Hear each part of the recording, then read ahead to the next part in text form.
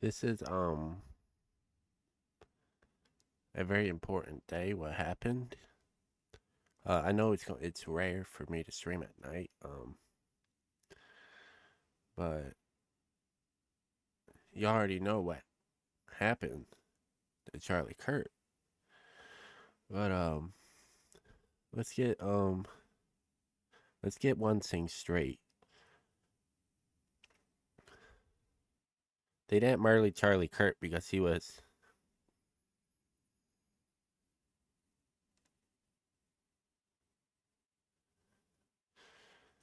They didn't murder Charlie Kirk because he wasn't extreme or fascist, or a threat to democracy, or inciting violence, or any of other reasons.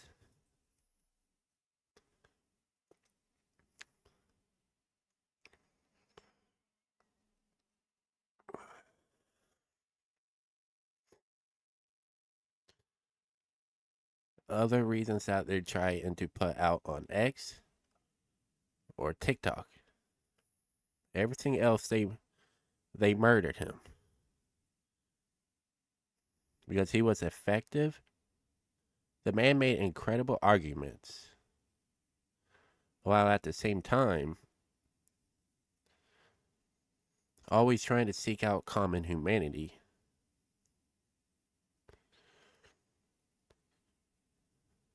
He might have disagreed with arguments, but he didn't hate anyone and they murdered him. That's what happened.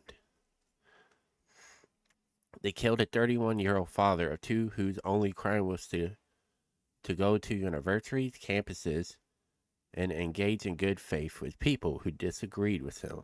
If this isn't a wake up call, then there were never going to be a wake up. Charlie dedicated his life to fighting for our country and a value he believed in. We must continue his mission. There's no right to act like God to take someone's life away. Yeah, you can hate him, say all this stuff, but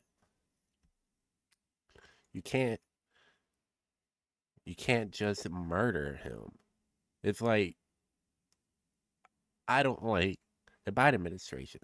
I would never hurt them, and no one should ever hurt each other. So now his children won't be able to grow up with a father and everything. The two little kids are going to see their father in a casket. I I would understand why the people who rushed him. I seen the videos and everything. They were hard to watch. What happened when he was on stage talking? Then when they were rushing him to the truck, people were saying that there was somebody atop of the building, and nobody didn't say anything. Why didn't they? Exact same thing with Trump.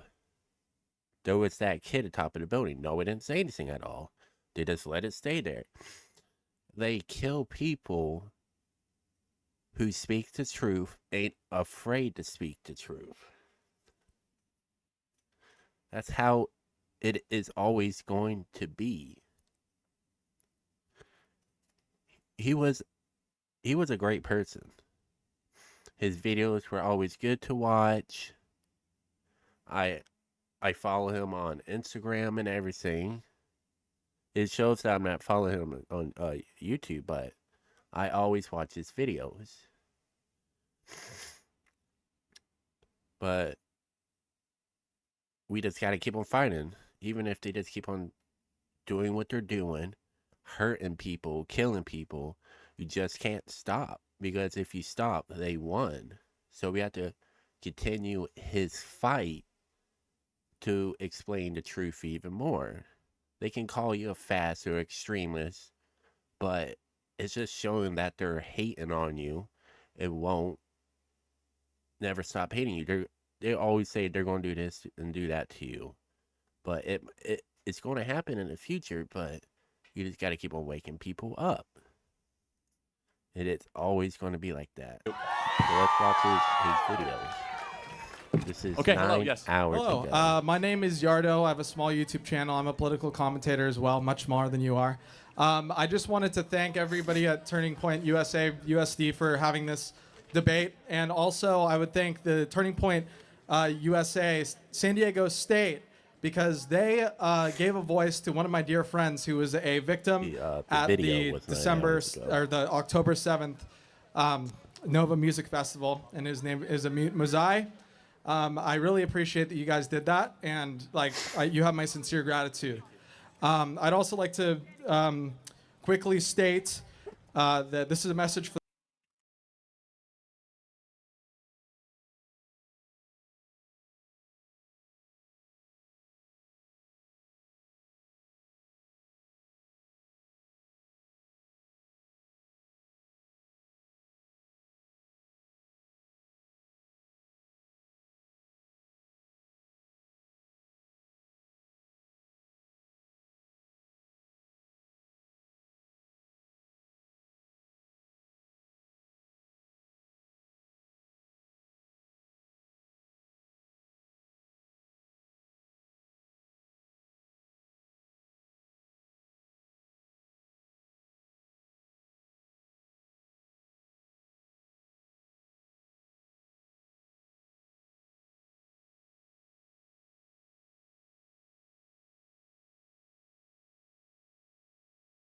Sorry about that. Somebody came in to talk to me, but yeah, when I found out that he got shot, it it it hit me hard. I always wanted to meet him. My prayers go out to the family, the friends. Yeah,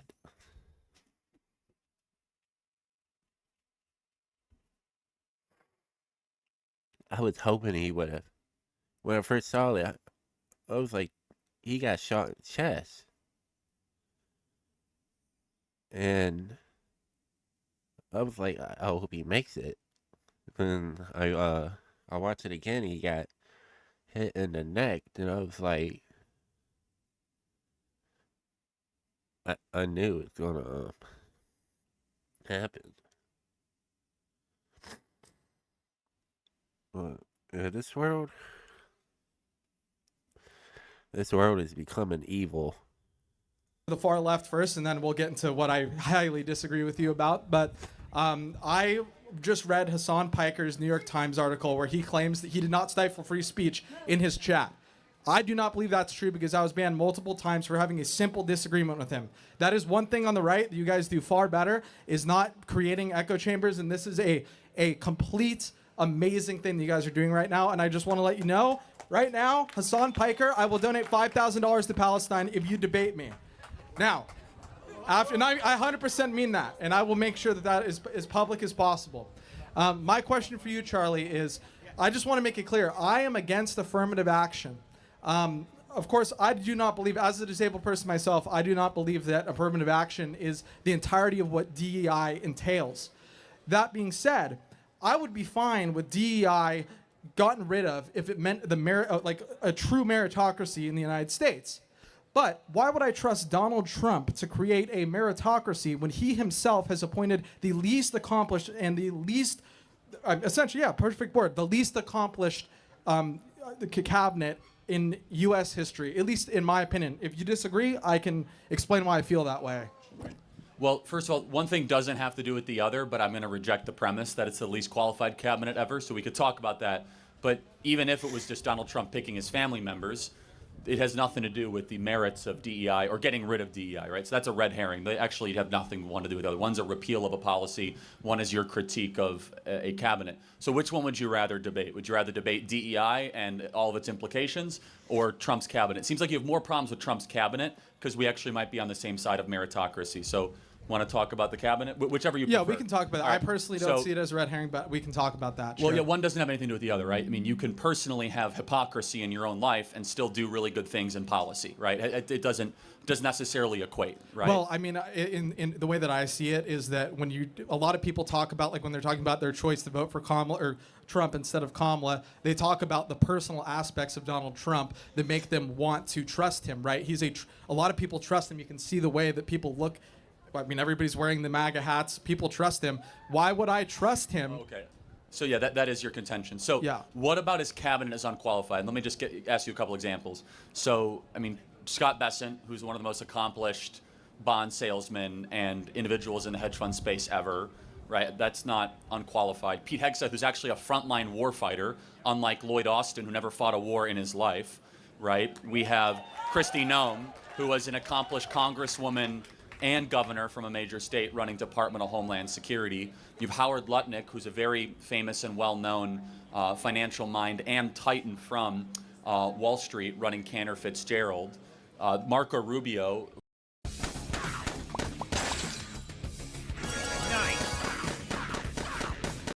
who was a very well-respected U.S. Senator on Foreign Affairs, who's now doing a great job as Secretary of State. So build out your argument why you think this cabinet is unqualified. Seems to me very, very qualified, actually, across the board. Okay, so the first thing I'm going to start with, I mean, this is the most obvious one, and I have many other examples that I'd like to get into, but Pete Hegseth, you mentioned, I think that is kind of, I don't really understand why you would mention somebody that leaked war chats to a liberal journalist. To me, that doesn't seem like the kind of person that I would want to be. Well, hold on, time out. He did not leak it. First of all, he added the person. The person to the who chat. actually is responsible was just removed as national security advisor today. Oh, you mean the person who was the fall guy for Pete Hegseth's problem? No, he added somebody without his knowledge. But fine. Okay, so why wouldn't he see him? Why wouldn't he see the person who's in the chat before talking about war policy? So, time out. Just so we're clear, I'm sure you've been added to group chats with 30 or 40 people sometimes, and you enter in with trust that every acronym is actually a government official. Obviously, that will not happen again. Just so we're clear, Signal was an approved chat by the Biden administration. It's an approved secure channel by I'm not talking shit on Signal. However, time out. Let me ask a question about Pete Hegseth. Would you rather have a warfighter or a bureaucrat run the United States military? I would rather have somebody that doesn't have a history of alcoholism. I'd rather have somebody that, I mean, realistically. Wow. So do you think how about Mark Milley and Lloyd Austin, were they better at running the U.S. military than Pete Hegseth? I mean, I think you're going to probably start talking. Hey, welcome in. How's your day going? Talking about how there's higher enlistment numbers. Yeah, under not only Pete that. Hegseth. So recruitment in the military is up majorly. Thank you, Pete Hegseth. He's doing a pretty good job. Number two, procurement. We're saving money. Estimates are that we'll save hundreds of billions of dollars in efficiency. War games are up. The amount of war games we're doing in the Southeast Pacific has increased by 30%. This is a military town here in San Diego. They have a massive increase in people wanting to join the Navy, wanting to join the military. That wasn't happening under Biden. The morale is actually... That's good. What time did you get home? Actually 30 points higher now that Pete Hegseth, a warfighter's warfighter, is running the U.S. military. We have a complete difference. We're never going to agree on this. No, but not agree, but show me, then prove the evidence. What is one number that is worse with the U.S. military now that Pete Hegseth's in control? The numbers that you're talking about are numbers that I actually actively do not care about, because I think that we have an overly powerful military, and I think too much of our money goes to the military. No, I know, but tell me one thing he's done, numerically, empirically, judge his performance, right? What is one thing that you could say, wow, the Pentagon is in a worst place because of Pete Hegseth? I would say his inconsistent foreign policy, where he backs on statements depending on whether or not Donald Trump has heard them or not. Like in the beginning, we were talking about what happened with Ukraine and Russia. Like, they've had disagreements already within the first couple months of the administration. 750. What? But first of all, the president is the commander-in-chief, so he executes the running of the military. I'm just saying that he's the operationals manager, right? I understand that. And so when you want a military, you have recruitment going up, you have war games going up, you have morale going up. You have, by the way, how about this? Do you agree that physical fitness standards for men and women should be the same in the U.S. military? Yes. Pete Hegseth is to thank for that. He has brought physical fitness standards to be the same for men and women.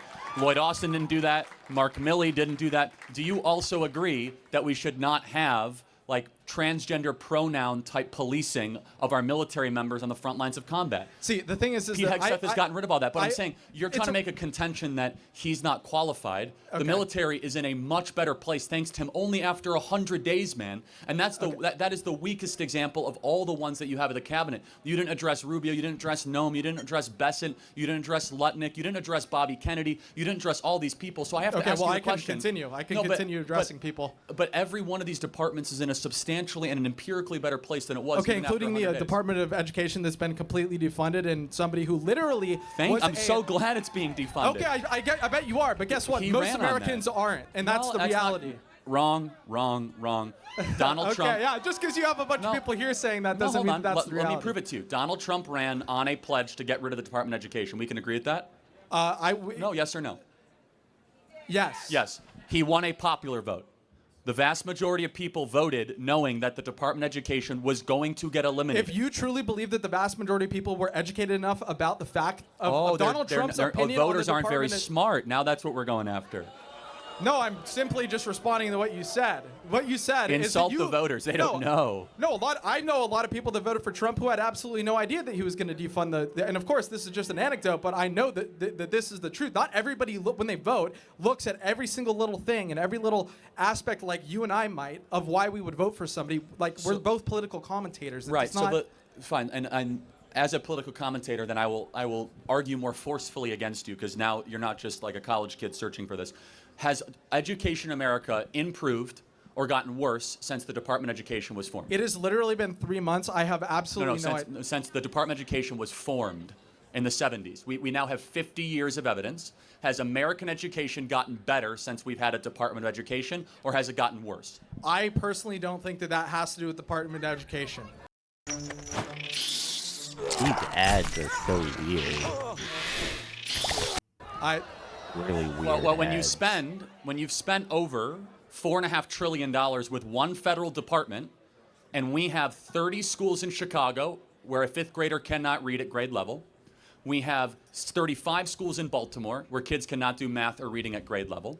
We cannot find a single school, not a single school in downtown Detroit, where by the time they graduate high school in the heavily black areas, that they're proficient in reading or math.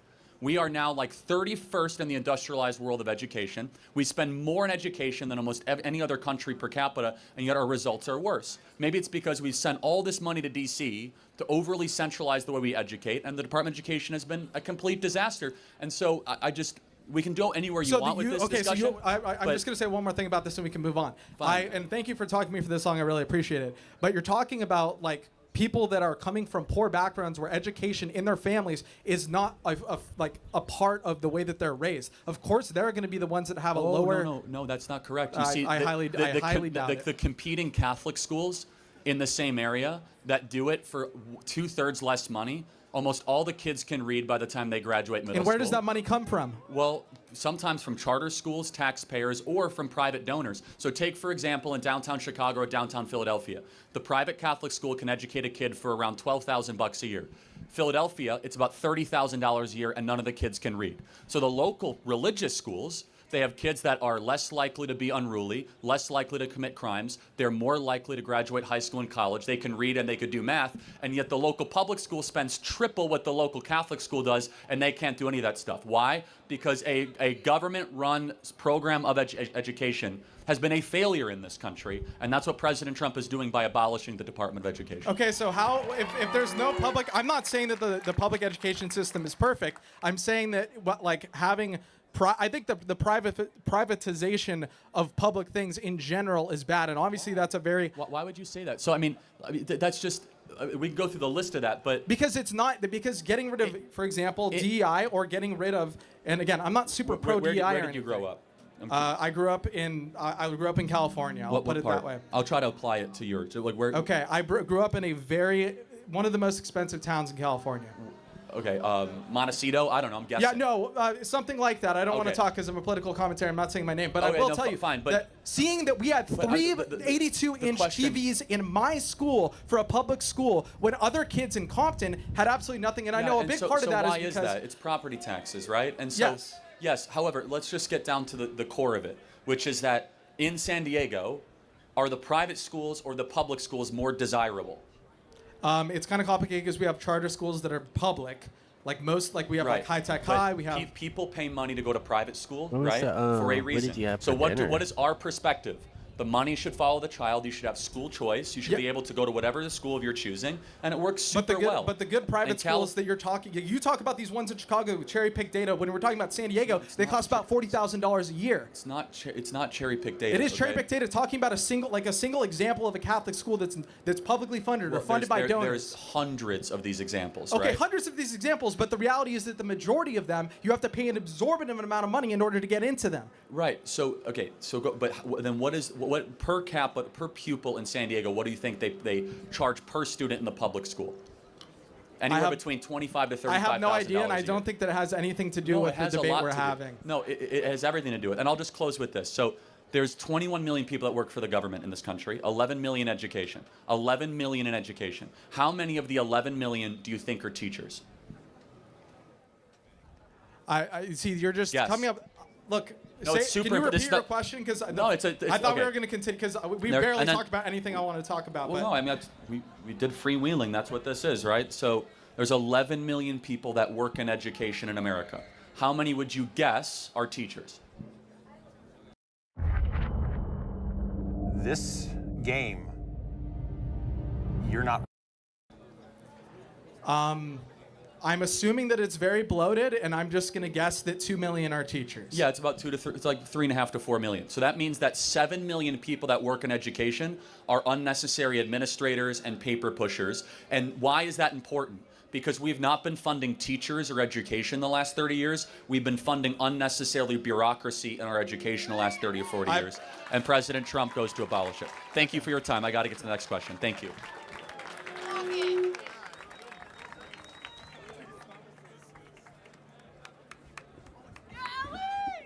Hello. Hi. My name's Ellie. Overall, just to go into my question, I am conservative. So going into this, I was like, what should what should I ask you about? I think overall, I was going through different policies, and in general, I agree. Ultimately, I think the topic of my question is how to approach politics in school and in general with this function.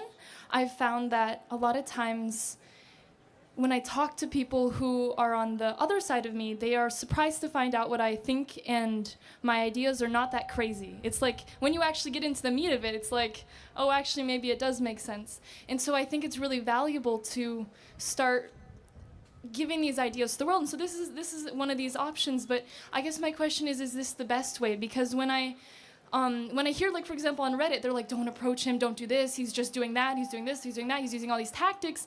And so I wonder if you've considered, not to say that this is a bad way to go about it, but if there's maybe a slightly better way, because I think what you're saying has a lot of value in this world, but it's like in this school specifically, it is thought of as evil and as like not like a valid way to think. That's a UC San Diego problem, not a Charlie Kirk problem, right? No, and it's not, and it's not to say it's a problem of you. No.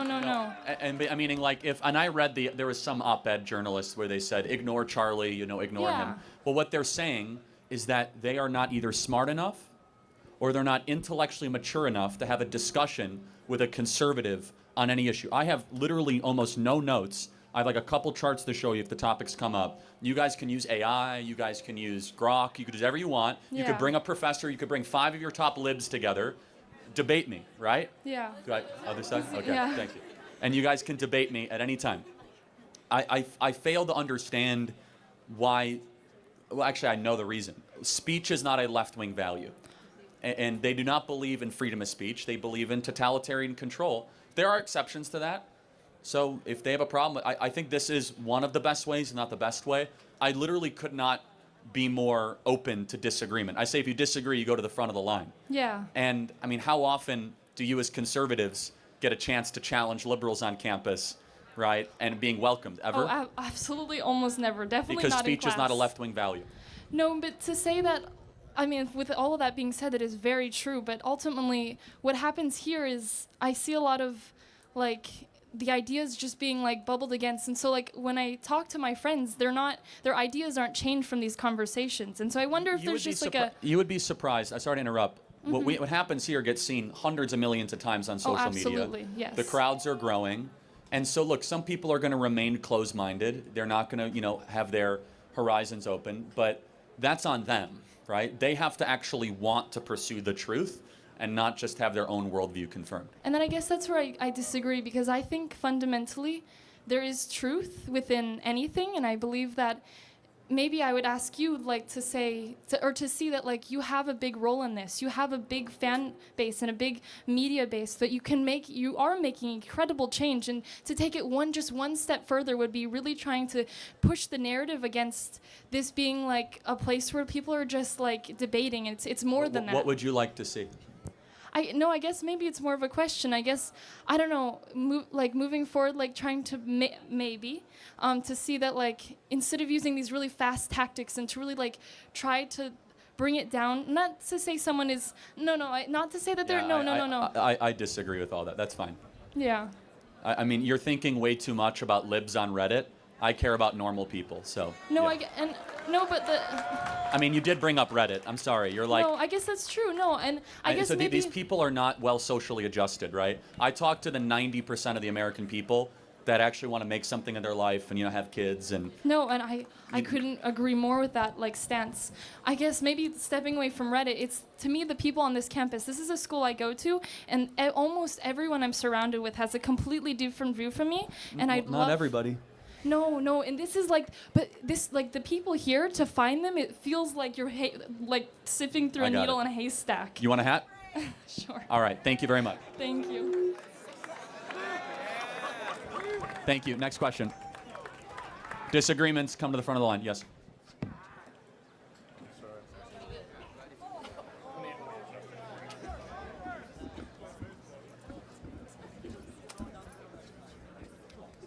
So I have a couple points that I want to talk about in illegal immigration.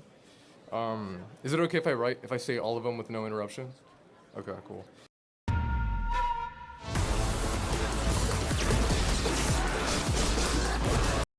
So first, illegal immigrants power our economy. They're 50% of U.S. farm workers, harvesting the food on our tables, and fill 70% of construction jobs in states like Texas. They pay $13 billion annually in taxes, including $2 billion to Social Security that they can't claim. Deporting them would slash agricultural output by $60 billion and raise food prices by 6%. Why gut our farms and wallets when these workers fuel our prosperity? That's my first point. Second point, they strengthen our communities with lower crime rates. So in Texas, undocumented immigrants have a 26% lower homicide conviction rates. Which is 2.2 per 100,000 versus 3 for native-born citizens. Nationally, immigrants are incarcerated at half the rate of native-born, where it's 0.85% versus 1.71%. That's according to Bureau of Justice Statistics from 2019. So if safety is your goal, why deport people who make our streets safer? This is my third point. Mass deportation tears apart American families. Over 4.4 million U.S. citizens children have an undocumented parent, and in Texas, 1 in 7 kids lives in a mixed status household. Okay, this is my fourth point. Deportation is a fiscal nightmare. Removing 11 million people would cost $315 to $400 billion, more than the entire Homeland Security budget, and shrink our GDP by 1.7 trillion over 10 years. And this is my last point. Our immigration system is broken, pushing people to cross illegally. Visa waits Mexicans can exceed 20 years, and the asylum blockage is 1.3 million cases, with hearings 4 to 6 years out. Okay. You done? That's pretty much it. Yeah. All right, so without looking at the phone, look at me. What Sure. should the penalty be for breaking into America? I think there should be a system where it's more merit-based. So if this person... No, penalty. So what is the penalty? So what should happen to you? Felony. It's not a felony, it's a misdemeanor. No, it is. That's not true. It's 8 U.S.C. It's a 1312. You can look it up right now. It's a felony if it's done twice. If No, you try to it's cross not the border, correct. that is correct. That is not correct. I Googled it, dude. To illegally go across the southern border with the well intent to come into harbor yourself into the interior of the United States, the violation of 8 U.S.C. 1312, Okay. which is a felony in the federal criminal code. Now, it can be enforced as a misdemeanor, or it can Yeah. be upwards to 5 years in prison. Now, I want to know, since it's a felony, law in the Sure. books, 8 U.S.C. 1312, Yeah. what should the penalty be? Well, in my opinion, these kinds of laws are usually they're They're what do you call it? They're sorry. Usually the like the sorry. Wait, sorry. Can I check my phone real quick? I apologize. Can you repeat the question? Sorry. What should the penalty be Okay. for someone that breaks or comes into America illegally? What should the penalty be? I think there should be a merit system where the people. Okay, the Not penalty. answer. All right, let's. That's the penalty. not the answer. It's a very simple moral Okay. and legal question. Okay, What sure. should the penalty be if you come into America illegally? Okay, so since it's a misdemeanor, not a felony, misdemeanors I are. just that's told you it's true, not 8. dude. You can look up on That's your not chat true. GPT what is Yeah, 8 yeah. USC. Look up what is 8 USC 1312. No, I know. I've already looked it up. Yes, When it's your second time crossing the border illegally, then it becomes a felony. it can be, and it is enforced as a felony, and it usually is done as a misdemeanor citation because no one has the stones to do 20 million felony applications. Okay. So I just want to ask, Yeah. what should the penalty be then for someone that comes into this country illegally? Usually there's 3 ways that go about this when there's a penalty. There's either like a fine, or there's some kind of like public service that this person does, or you send them back. But Send them back. I agree. That's what we should do. Okay.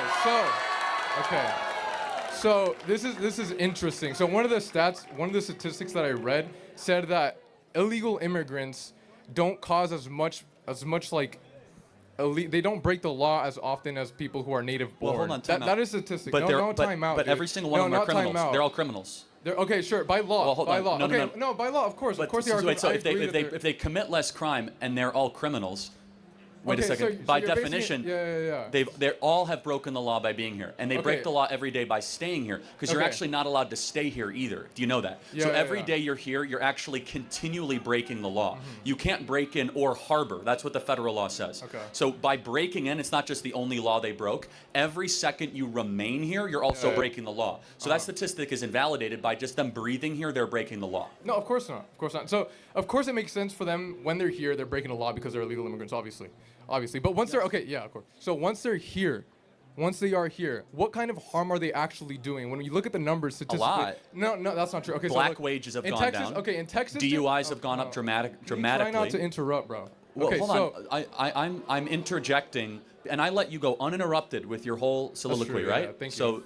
So let me ask you a question, though. Okay. So, if it is correct yeah, that illegal aliens commit less crimes, which of course it's not correct. that is correct. Look it up. In but Texas, they made a study in 2019. 26% are is lower. any crime? It's just not correct. But I'm That not is going to debate that. correct, It's I just proved it at its face because they commit a crime by being here every day. That is a crime. Okay, once they are here, what kind of crimes are they committing? Which is Okay. Well, they're okay. 26%. Do you know the name less. Laken Riley? No, educate me. Oh, you don't. No. Do you know? Wow. Do you know the name Rachel Morin? No, I don't. Wow. Wait, educate Okay. me. What So kind of... Laken Riley was a girl at the University of Georgia. Okay. There was a peeping Tommy, a legal alien, that was deported 5 times prior, and Biden kept on letting him back in. He hunted her down, raped her, sodomized her, and murdered her on a hiking trail, University of Georgia. Okay, so Rachel, one person doesn't represent hold all on a illegal second. immigrants. Every person who is killed by an illegal alien is one that should not happen. Every single one. Of course, and also the ones that are and native born. everyone. As And well so as that's the ones who are point. native born. Is that it's not a As matter well of as the people who are rate. native born. The rate, even if I accept your premise,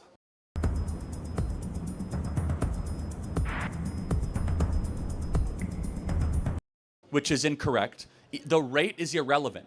The number is what's relevant. There should be 0 illegal aliens. There should be 0 Americans being killed by illegals. So, okay. Not to mention there's 6 other problems with the illegal aliens. They steal Social Security numbers. They depress wages. They are heavily involved. By the way, not to mention, a lot of people that cross on the southern border are also smuggling girls, weapons, and drugs alongside the southern border when they come. It's the largest slavery operation in American history that many illegal aliens help make possible on the southern border. And I guess the final question I'll have is, should a government serve its citizens first and foremost? Yeah, of course. Well, okay, there's been many people who are like very political leaders who have said that this place is built off of immigrants. Oh, is it? Wait, hold on. Let's think about that. Sure. First of all, it's legal, not illegal. But was America founded by immigrants or settlers? Settlers. That's not an immigrant. Yeah. Okay. An Well, that's not immigrant my is- point. My point is You that just people brought who- up the nation built by immigrants. Yeah, We're because actually people, not. because the political leaders have said that this place is built. Yeah, and they're from wrong. They're wrong. Political yes. leaders are wrong. George W. Yes. Bush is wrong. All these political leaders who have built yes. America. By the way, the wrong. first person to say that was. How is that wrong? When illegal 'cause immigrants make, they grow the economy. Okay, Statistically, allow me studies. allow me to build it out for you. Sure. Immigrants have helped at times in American history, but we are first and foremost a nation founded by settlers. Immigrants come to a country already built. Settlers come to a barren place and build something new. Right. This land was barren when people came.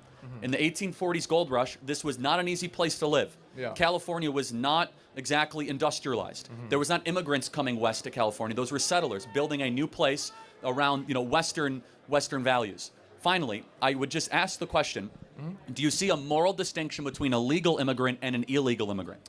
Well, the argument is that they're cutting in line. Like their argument is that they're cutting in line in the 20-year process that it would take for someone to cross here legally. It's not 20, but yeah. At most it's 20. At most it's 20. Right now there's around like 1.2 million people who are currently waiting that would take 6 to 7 years for a hearing. And by the way, no one has a right to come to this country, just to be wait, clear. let me stay on track of what I was going to say.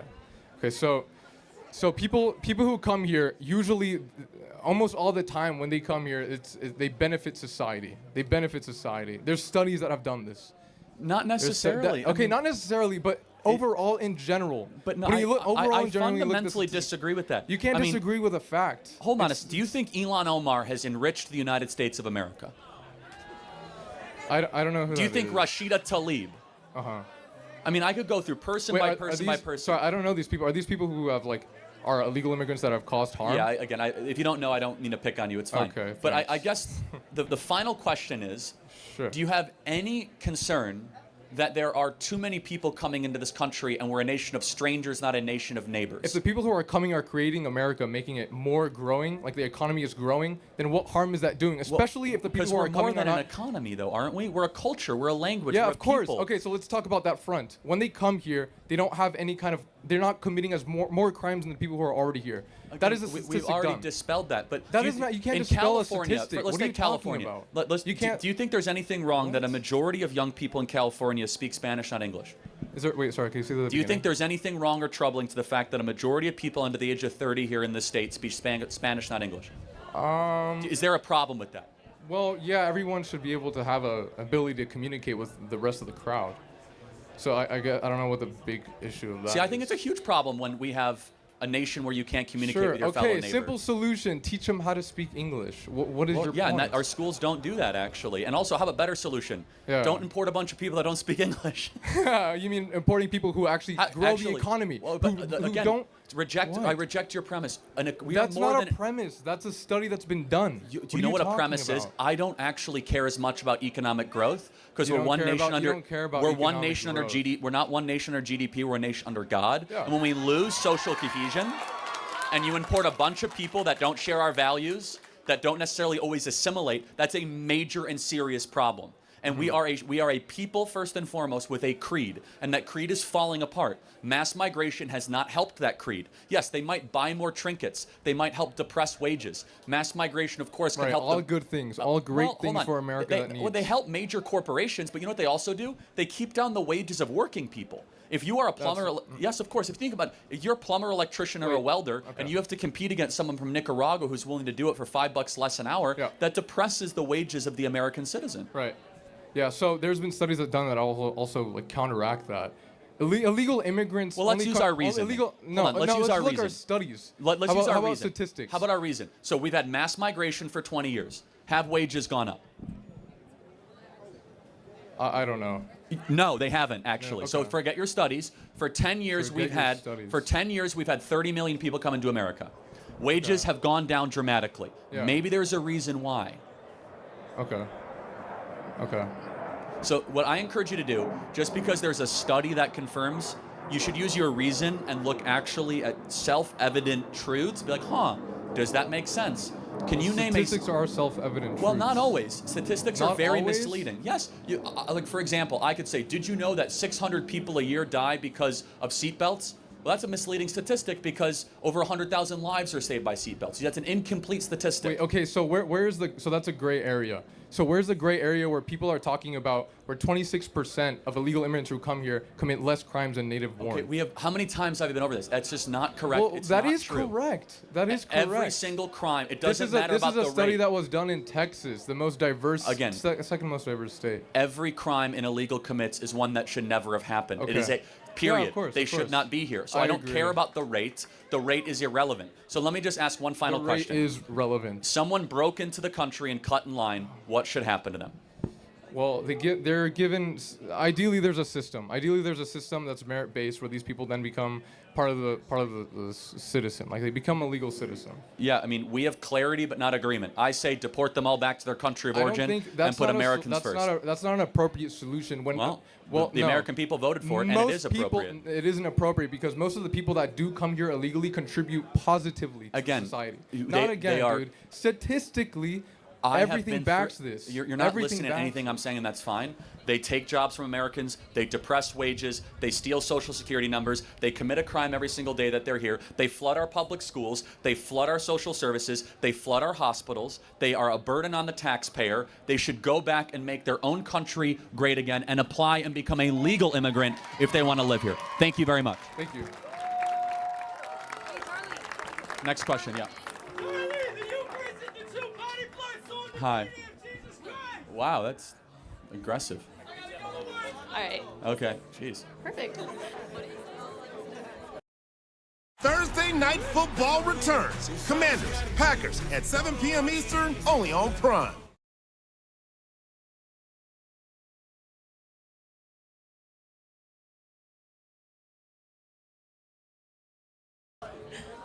Get that guy a Valium or something. Xanax. Jeez. We're good. All right. Good morning. So I am conservative, but there is one thing that I did want to debate you on. So you say that college is a scam and that so many students go hundreds of thousands in debt and useless degrees. I completely agree with that.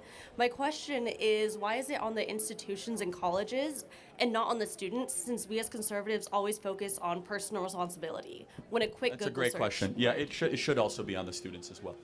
All right. Is there any thing about the universities and the universities should be doing then, since it is a capitalist society and they are trying to get profits? Yeah, I think that, I mean, I don't know what the endowment is here, but I think that the endowment should be used to help repay kids' student loans that they scammed.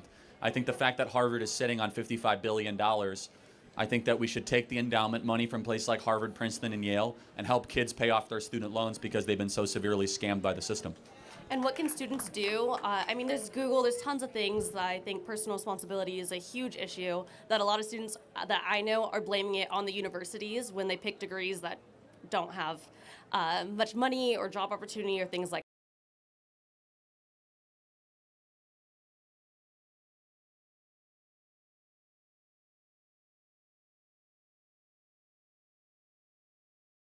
that. What should students be doing? Say that again? Sorry. What should students be doing since it is a personal responsibility? And a lot of students are blaming the universities and colleges for tricking them when a quick Google search would suffice. Yeah, it's hard to say. I mean, again, that's why I don't think as many people should be going to college. Yeah, And I so, agree with that. yeah. All right, thank you. I'll sign your hat. Thank you. Yep. All right, disagreements, you guys can come up. Yep.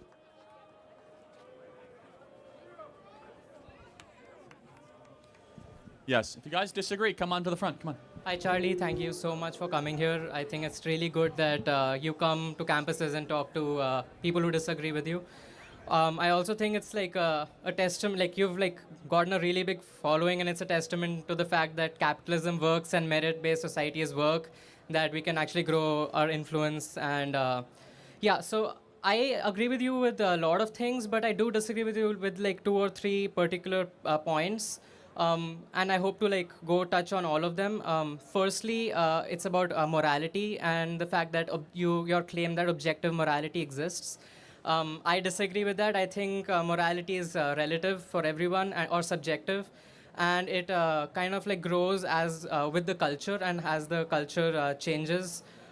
So yeah, what are your thoughts about that, and how do you justify objective morality? Do you believe in absolute truth? What do you mean by absolute truth? Absolute truth, like that there is truth absolute for all people. Yes. You do? Okay, that's objective morality. That's objective facts. I'll be right back.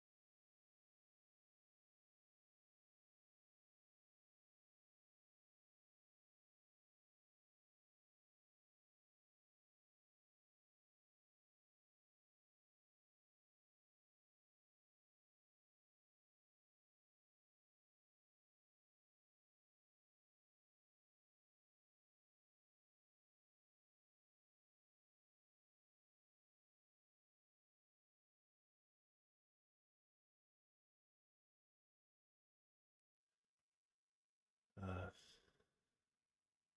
We're honored to be part. okay. All right, here we are. Consistent. Okay. And to your point, which is that so we believe that there is a God that has rules for life. We believe that was given to Moses primarily at Mount Sinai. Thou shalt not murder, thou shalt not steal, thou shalt not commit adultery, and that every society and every culture lives under that natural law. And so, but it's very interesting that if we get away from the idea of a belief in God and the transcendent, you can see how dangerous that is for society, right? Truth or dare? Truth. I just ate moose.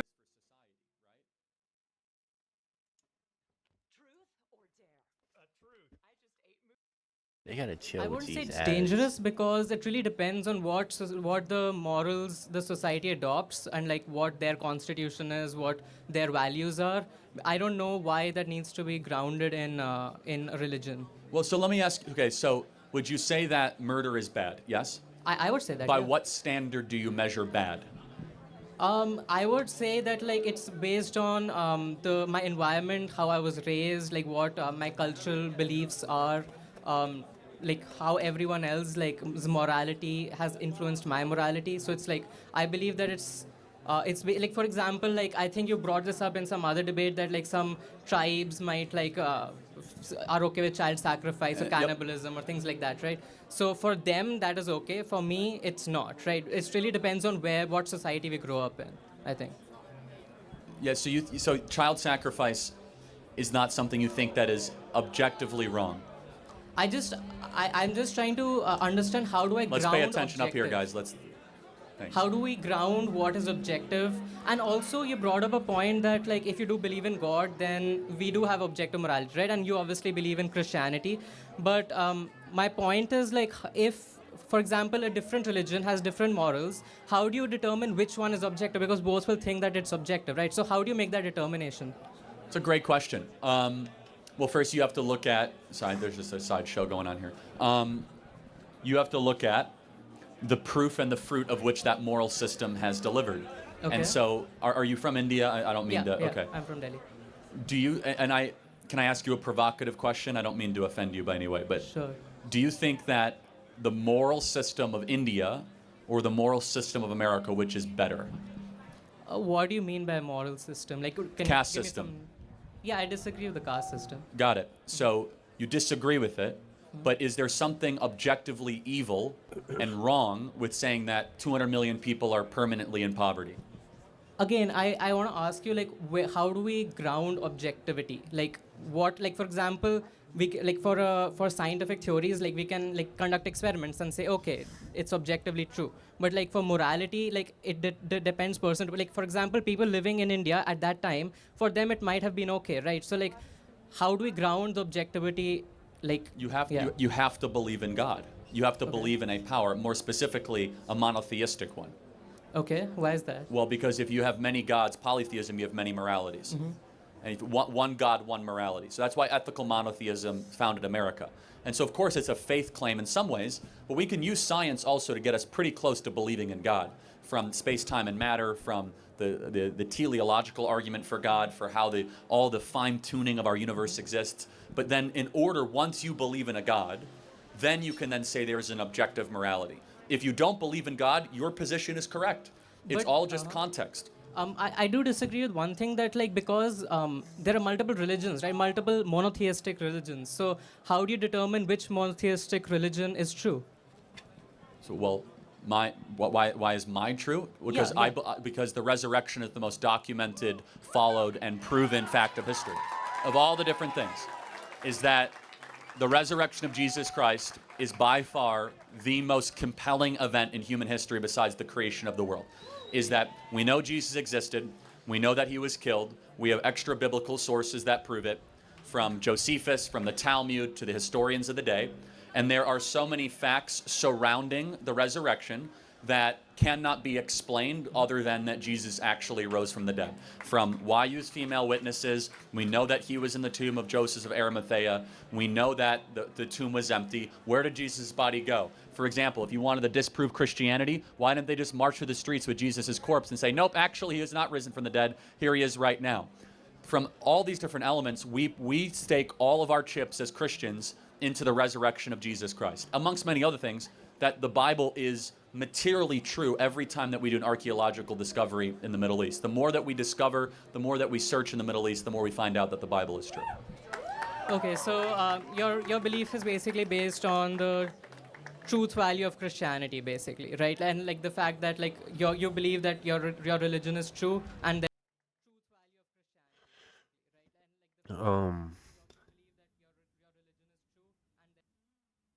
Zuggy, am I a bad person because I'm not sad he died? I know it's crazy, but from what I heard and seen, he had it.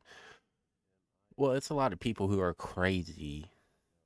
It's mainly just crazy people who want, like him. He spoke the truth a lot about the system, what's going on, what needs to be fixed, what's failing.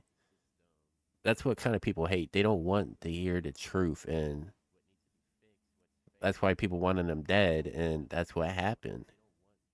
Mentally ill people basically murdered a father of 2 daughters. And those 2 daughters and the mother is going to have to watch the father go into the ground, and he won't be able to watch them 2 little girls grow up.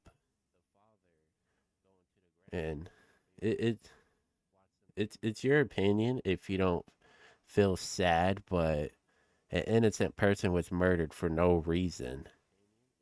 It's okay if you don't like him, but you don't need to kill someone and act like you're God. You're not God. You don't have the right to take away somebody's life at all. therefore that's where you derive your morality from, right? Partially, yes, Okay. but even before that, you don't have to believe in the resurrection to believe in God. Okay. You can believe in God and not believe in the resurrection. So but if you I- asked me why I believe in Christianity. So, for example, there are a lot of arguments, for example, the cosmological argument or teleological argument that you mentioned, which do not really do not refer to like a particular god, right? It just refers to God in general. Correct. So And- how do you derive morality from just the existence of God without associating it with a particular religion? Yeah, so that's a great question. So you can use reason that if there is a God, then God would want us to live a certain way. And which way is best, which way is most efficacious. This is not my argument for it, but this would be a more deistic morality Okay. that some of the founding fathers had, that if there is a God, well then he probably wouldn't want us to screw up this place too much. He wouldn't want us to hurt each other, right? You can use your reason to get to that. Does that make sense? Yeah. And it's not a perfect fit. The Christian answer is a far better one, right?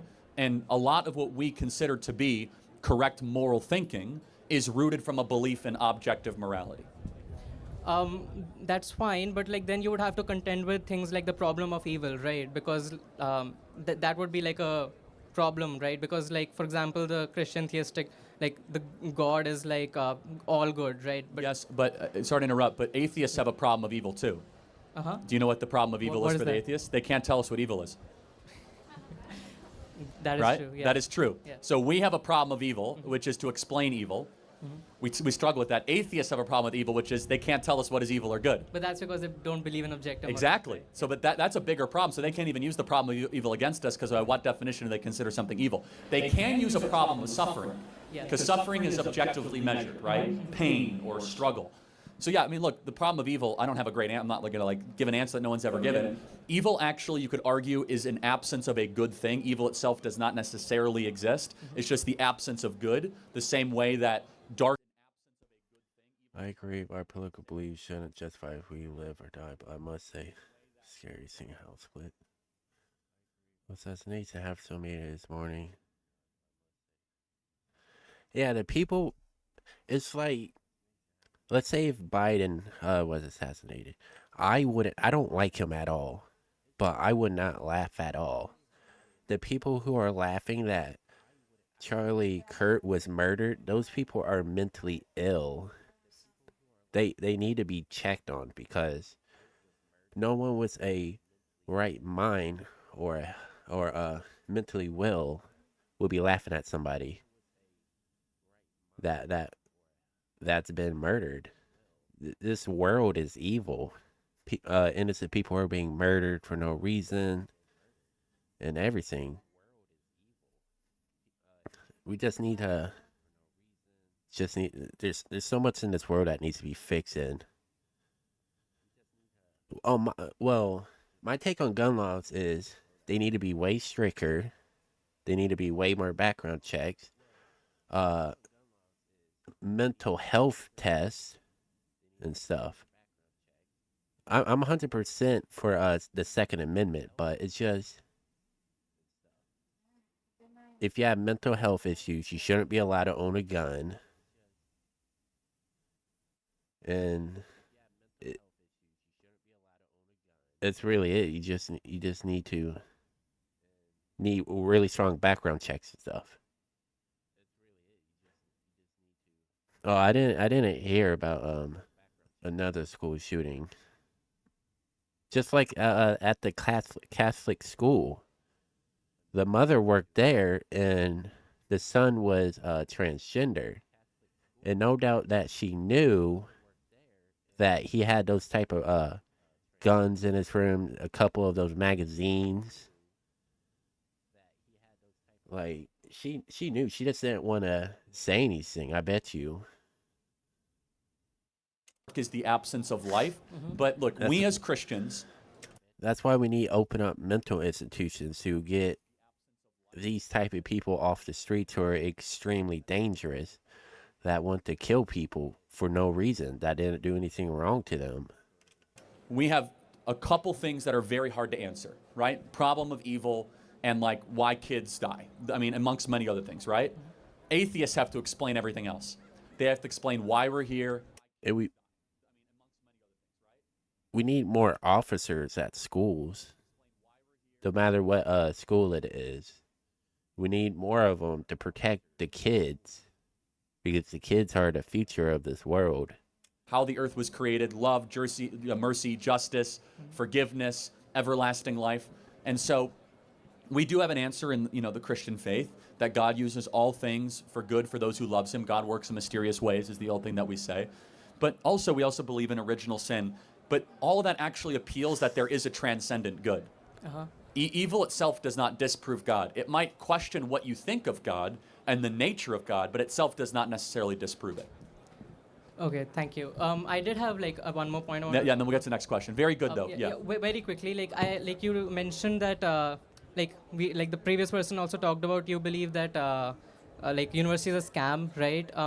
I just wanted to like ask you specifically, like what aspects do you think are a scam? Like, do you think all majors are a scam, all universities are a scam? Not necessarily, Okay. but I mean, half the kids in this audience, if they get a job they'll end up getting a job that does not require a college degree. And I mean, you think about that. I mean, by the way, the national graduation rate's only 59%. 41% of people that enter college do not graduate. So I do agree with you that the tuition part of it can like nowadays, like on the internet you can find almost any information. Yep. I do believe that like the utility of universities is the networking that you can do with peers as well as like industry professionals, and also the resources that universities provide, especially for the STEM subjects. And I wanted to ask you, like, since you really quick, yep. Yeah, last question. Last question. I wanted to ask you, like, since you did not like go to university and like you built this entire big organization yourself, how did you tackle those networking challenges, and like how did you like step by step build up to this? Phenomenal question. You find somebody you want to go meet, and you go find them. You don't need to go to college to meet important people. Mm-hmm. You literally can be like, okay, what do I want to do? Who's the best person in my local area? Find out what charities are involved. Call their office. Show up at their office. You'd be amazed at how many people are willing to work with you and meet you, but you don't need to necessarily go to college to be able to do that networking opportunity. Thank you so much. Very good. Do you want a hat? Yes. Okay, thank you. Excellent questions. Very thoughtful, my friend. Thank you. That's how it should be. Give it up for him. That was really good, everybody.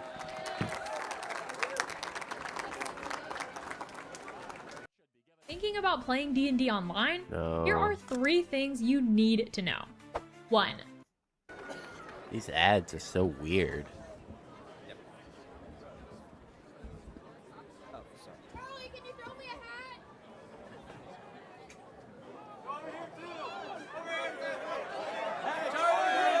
All right, next question. All right. So I would like to ask you about for abortions, right? How do we explain to those who are for it? How do we explain that even, I don't know if you believe this or not, but in terms of like a rape or unintentional or really unconsented pregnancies, can we say that we should still be anti-abortion in that scenario? Yes. What's your grounds for that? And how would I explain it to someone else? Sure, it's a good question. Let's say I have 2 ultrasounds here. Mm-hmm. One is an ultrasound of a baby from a loving marriage. The other one is a baby conceived in rape. Which one is which? We can't exactly tell. So they're both human beings? Right. They both deserve human rights. Okay. But then what is if someone pushes back against with the idea... Do I... Closer, yeah. Oh. What is if someone pushes back with the idea that now, in terms of the mother, right, one of them was willingly conceived while the other one was a forced conceived? Yeah, I mean, that's a fair argument. The question then should be, when, if ever, in your moral universe, is it okay to do something evil after an evil act to try to make that evil act correct? But how about in terms of, what if we're in the position of the mother, and she is, I don't want to take the risk of illness, death, or whatever to have this child. Sure, so it's a little bit of a false choice because they're acting as if the termination of the pregnancy will have no consequences or costs. A lot of women that get abortions have regret. Women die when they get abortions. They have a lot of their health issues. It's not just like getting a haircut. So it's a little bit of a false choice. But we come after it from a very basic moral argument. There are 2 lives involved. There's a little life and a grown life. And no one has the right to eliminate a human life in utero, period.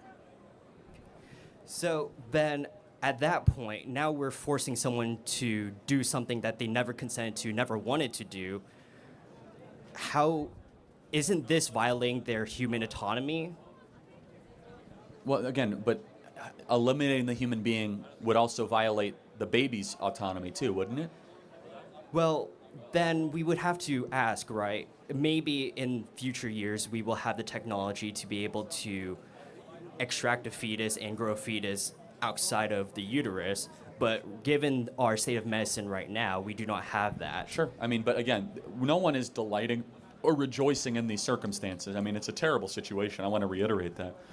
But you have a unspeakably difficult choice that is very morally, clear though, which is that you don't eliminate a human being because an awful action happened. Are you saying that as someone who can get... Well, I guess my pushback against that would be then if we say that it's entirely wrong, right? We're sacrificing someone's choice for someone's life, which is admirable, but... It's also morally correct. You don't get to murder someone smaller than you if it makes your life difficult. But then we can't exactly see. The fetus does not have autonomy. It cannot exist outside of the uterus Doesn't quite matter. yet. Human dignity does not correlate with dependency. So dignity and dependency are not two things corrected. You have human dignity because you're a human being, not because how dependent you are. So would you say that viability happens when... Viability is irrelevant. So then, at what point does human life begin then? Conception. Conception, not even sperm or That's conception. eggs? Okay. That's conception. That's Well, I when just wanted to get when an that egg is base- fertilized. When an egg is fertilized, human life begins. Okay, so then when it's still a single cell with both chromosomes pairings, right? Well, it creates new DNA, right? So once the sperm and egg meet, literally something magical and inexplicable happens where new DNA is formed. Okay, and then what happens? So then... Then it attaches to the uterine wall, and I can go through the whole gestational process. All right, so then we have the basis of human life. Now, what is if within the uterus, now that life is still alive, but is unable to proceed to, like, let's say, actual birth due to some medical situation that has happened? Well, has the baby died without outside intervention or with outside intervention? Let's say that the... Is it an ectopic pregnancy, or what? You got to be very clear about the type of... the amniotic sac has ruptured. Yeah, that's an ectopic pregnancy, right. So, yeah, you can remove the baby from that situation without aborting it. The baby will die outside of the womb, but you do not have to abort it. So those are two different things. The removal of a baby is what's called a cesarean section. You can do that very early on. Now, ectopic pregnancy is very real. It's very terrible. But you can solve an ectopic pregnancy outside of having an abortion. But, okay, so then what creates an abortion? Is it the heartbeat, the removal of the fetus? What exactly is that? I don't want to go too deep in this. Do you know what happens in an abortion? I mean, maybe you don't. They literally will break the back of the baby's skull, right? They will insert to the back a syringe of cyanide poisoning until the baby no longer... I mean, this is one of the most gruesome things. Everyone who's pro-choice, in my opinion, has a moral obligation to watch a video of an abortion just to know kind of what you're supporting. It's so beyond inexplicable. But yeah, look, really quick, what's the final question on this? Because I want to keep moving. Oh, sure. So you didn't really finish the question of when can we do that procedure, right? If there's still a heartbeat... I don't think we should ever do that procedure. What happens if, like, now the mother's life is going to die in, like, the next 15 minutes, but the baby is still having a heartbeat? What do we do at that point? It depends on, again, I don't want to speak to every specific. Some OBGYNs say abortion is never medically necessary. I'm not a professional enough to say that. But it depends how far advanced the woman is. If she's past 22 weeks, have a cesarean section. Try to have the baby live in NICU. So there are situations where abortions are okay, right? Well, no, I'm not even saying okay. Again, I don't know enough about some OBGYNs that they can defend their statement here. They will say abortion is never medically necessary. I'll allow them to defend that. I don't know enough about the details there to be able to say that. So you're saying that you do not have a statement of whether abortions can never be true or always? It is murder. Whether or not an OBGYN can prove to me, of which there's a lot of debate, it is ever medically necessary. So take, for example, if a baby is 26 weeks and the baby's the mom's life is in danger, deliver the baby by C-section. Don't terminate the baby. Does that make sense? Yes, I see. The baby can survive outside of the womb. Okay, at that point, yeah. Thank you very much. Appreciate it. Next question. Hi, Charlie. Oh, thank you. Yeah, that's fine. Good to go. Thank you. Let's start off by laying some things that I think you and I would both agree on first. I'm sure you like our Constitution. I'm sure you're a big fan of our Bill of Rights, the habeas corpus, inclusion in the before even the Bill of Rights in the Constitution itself. When we look at the current league of deportations that's happening, particularly when it predates to Kilmar Abrego Garcia, right? He is a man who hasn't had his due process. He never had his day in court. That's not true. You know that he spent 4 years in court from 2017 to 2021. In fact, so much so that the judge even ruled on his immigration status, saying that he could be deported at any time for any reason. That court order actually elapsed, so it wasn't valid at the time of his deportation. If we want to go through these, we need people to have their habeas corpus rights. We need people to have the ability to show up in court and actually exemplify their... I'll be right back. I gotta put my dogs to bed.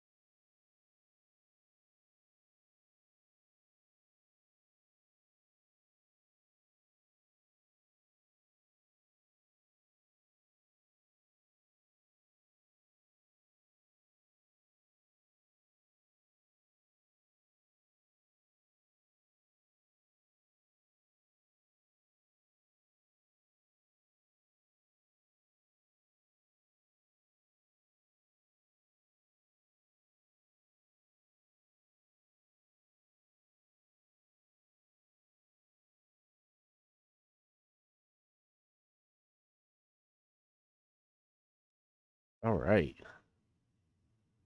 Uh, here it is. Do we really believe that these laws were enacted with the spirit in mind of gangs being associated as arms of a state? Potentially. MS-13 and Tren de Aragua but are not Venezuelan arms. They're not. No, MS-13 is. That's not correct. But let me throw it back at you. MS-13 is El Salvadorian and also Tren de Aragua is Venezuela. Venezuela. Yeah, Tren de Aragua is Venezuela. MS-13 is El Salvadorian. He signed declaration of invasions against both. But let me challenge you on this, because you're coming after this in good faith. Was the First Amendment written in the spirit of Facebook posts? Can you clarify a little bit? The First Amendment, Yeah.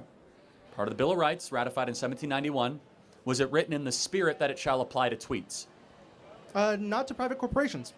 Well, no, meaning like, does your... The First Amendment, part of the Bill of Rights, ratified in 1791, was it written in the spirit that it shall apply to tweets? Not to private corporations.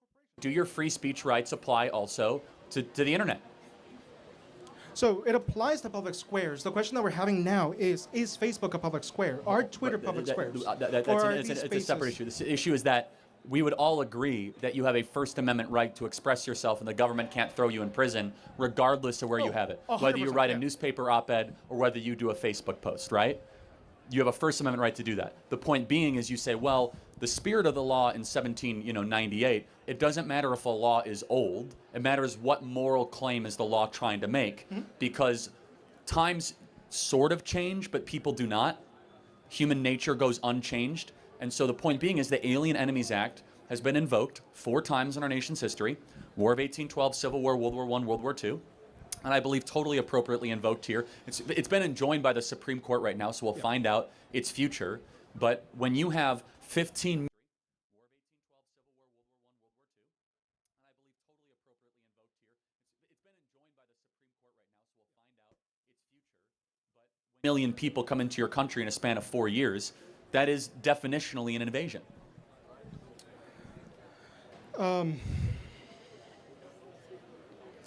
I guess an invasion requires a certain commitment from a state, right? It's Dublin, welcome in. Yeah, he such a great guy.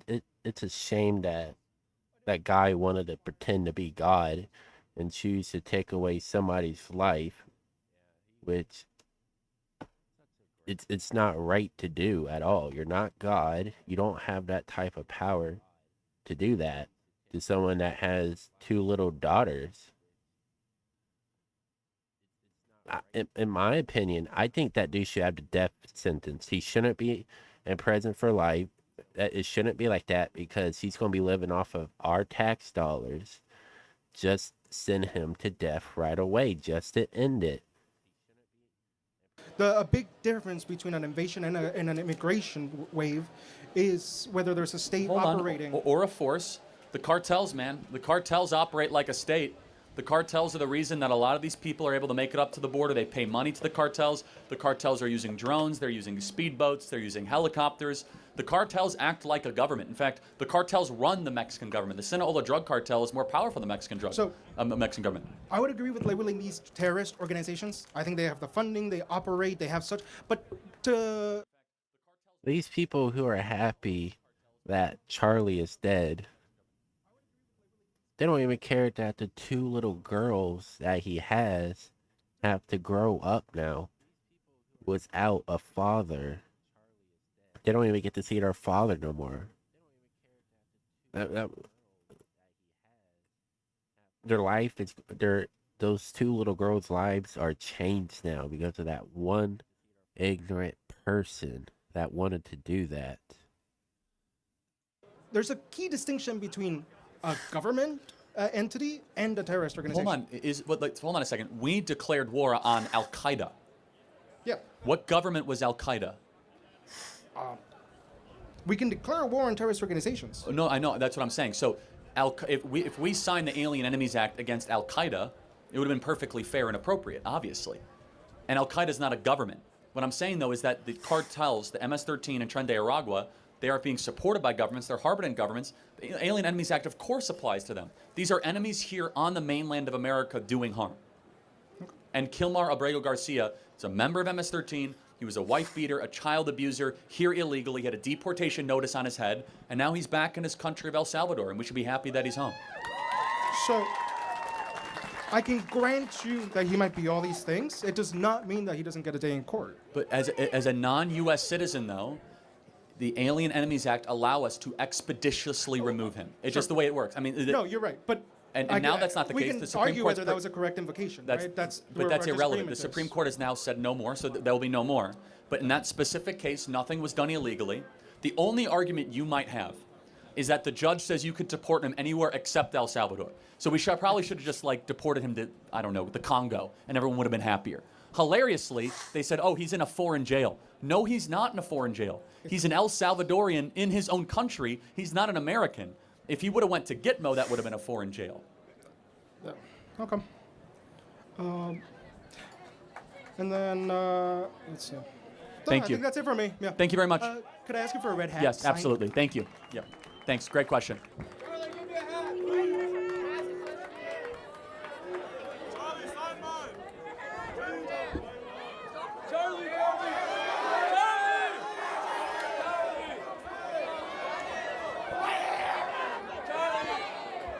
Yes, sir. All right. Hi, Charlie. My name's Gabriel, and I'm a senior in high school.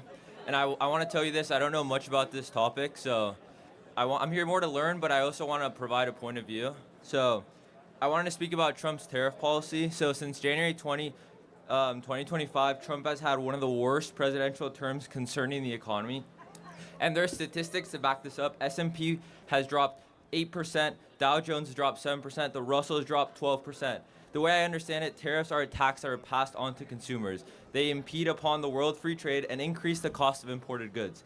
This not only has tanked our economy, but is actually putting small businesses across America out of work. Middle-class Americans that voted for Trump, believing prices would drop, are now having to close down their small business because they used to rely on outsourcing. Now, I understand that Trump's goal with this tariff policy is to bring back jobs to America. However, this is an unrealistic reality. Even though some corporations are moving production to the U.S. to avoid tariff, in reality, most would rather pass the cost on to consumers than financially pay billions of dollars in building new plants in America and paying higher wages. With all of this, I wanted to ask you if you could please defend Trump's tariff plan. Build a website you love with Wix. Instantly set a tone that's... Sure. Great. First of all, the market's recovering, but you're right, it has gone down. The market is not a necessarily good indicator of the economy. We have an economy, and then we have a market. Half of Americans don't own any stocks, just for the record. Okay. And that's a very important thing, right? There's a lot of Americans that have money in stocks and No, are of course they losing do. money every day. Because Well, of these actually, tariffs. okay, you're in high school, so I'm just going to be like super gentle. Like, the market's been up the last couple days, right? Markets go up, markets go down. Okay. The more important question, though, is what type of economy is going to survive the next 40 or 50 years?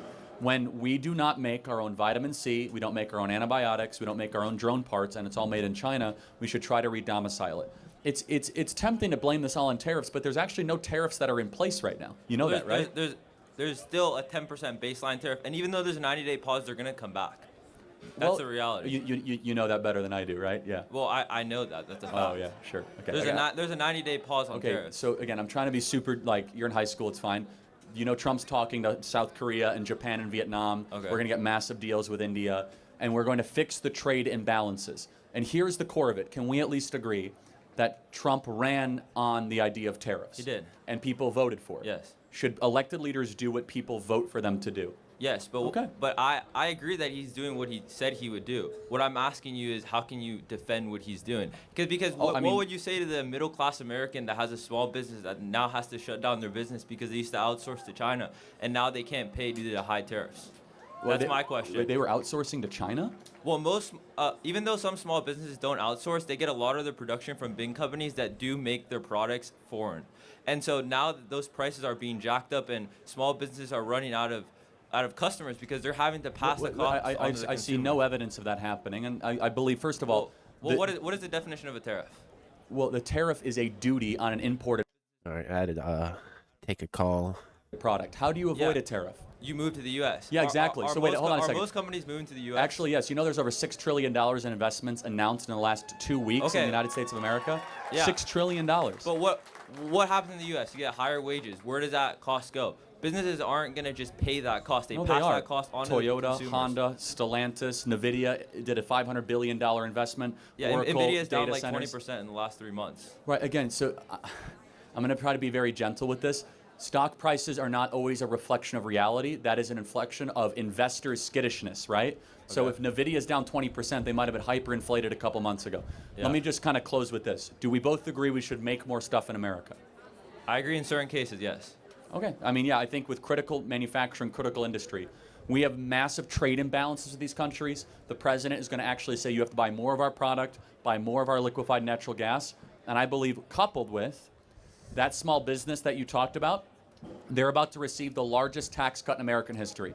No tax on tips, no tax on overtime, no tax on Social Security, and a massive middle-class tax. But if we can produce goods foreignly for less money, why are we moving it back to the U.S.? And my other point is... Because by less moving money it- is not the most important By thing. moving it back to the U.S., what are you, making more factory jobs? We're moving into a Yes. time where tariffs are behind us. Factory jobs are behind us. Wrong. Soon AI is Wrong, going to take wrong, over wrong. these factory jobs. And this is where you're totally wrong, man. We have 11 million manufacturing jobs that we need to fill in the next 5 years that don't require college degrees. Advanced manufacturing jobs, highly precise. Who's going to build all the robots? Who's going to build the drones? There's insane amount of hardware infrastructure that needs to happen. Factory jobs are not behind us. In fact, we have more hardware needs now in 2025 than we even had in 1985. So thank you for your time. Okay. Appreciate it. Thank you.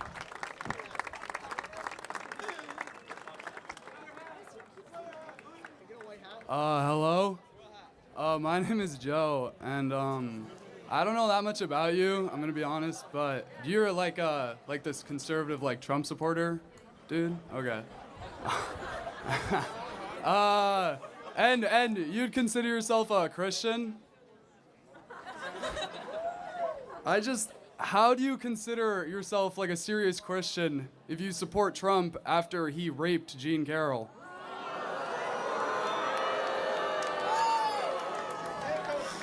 So you believe he raped her? Yes. Really? Was he criminally indicted for that? I believe he was. No, he guilty wasn't. For sexual abuse. No, he wasn't. He was civilly found liable for slander in a slanted Manhattan jury. Tell me, what year was she raped? Oh, I don't know. She doesn't know either, actually, when she was asked. The court found. No, they did that not. she A was jury guilty. found him liable for smear and slander around this topic. Do you know that E. Jean Carroll said, quote, rape is sexy? No. She said that on air on the Anderson Cooper show. E. Jean Carroll says, do you know the facts surrounding the case? A little bit. Tell me. No. No, all right. Okay. Tell me. Trump was, I don't know, indicted, found guilty for wrong. sexual abuse over her because he fingered her unconsensually. He was never ever indicted. He was never that. This was a civil case that was around her. This was around smear and slander and defamation. Again, according to E. Jean Carroll's recollection, she can't remember the year, but she says some afternoon Donald Trump took me into a Tiffany's store at the height of his power, at the height of his popularity, when he was on the front cover of Playboy magazine and decided to go rape E. Jean Carroll. Really, we're supposed to believe that? I've seen pictures of Donald Trump and Epstein hanging out. Oh yeah. Yeah, Epstein. he kicked him out of the Mar-a-Lago club. What's the next point? Because Epstein raped kids and Yeah. You have to kick him out if he rapes kids. Like, you can't have that personal. Like, got it. So what's the contention? I don't. He raped kids. Trump did. Trump raped kids? Yeah. Jean Carroll when she was 13. She wasn't 13. The accusation was one in her late 20s, not when she was 13. 13. Your typical liberal, everybody. Give it up for him. Thank you very much. The government. No, I love. Wait, Thank you. Can I have a hat? Thank you. Thank you. That dude was annoying. Good afternoon, Charlie.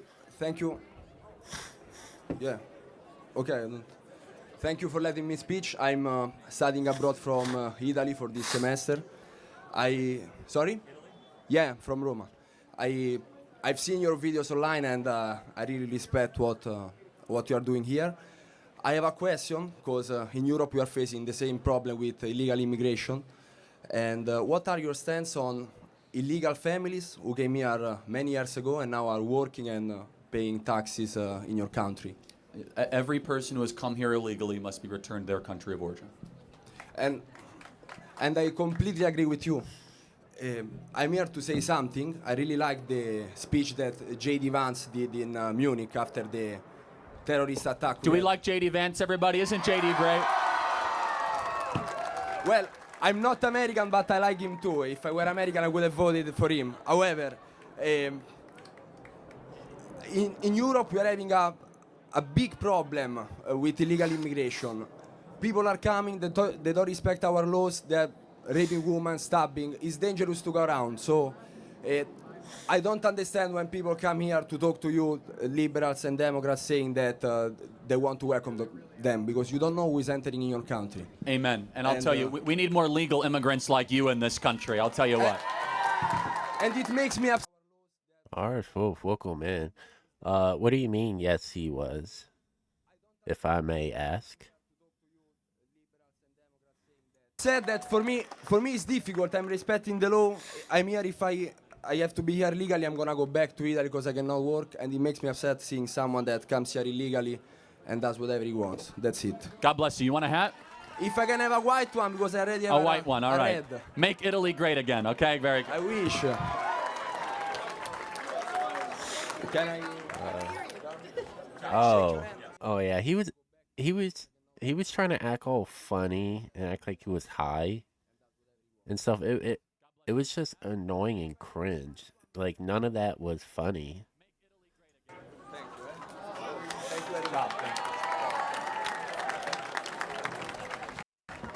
Hi.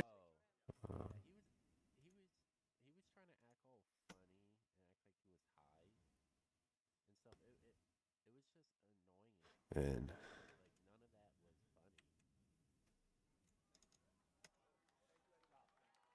come on.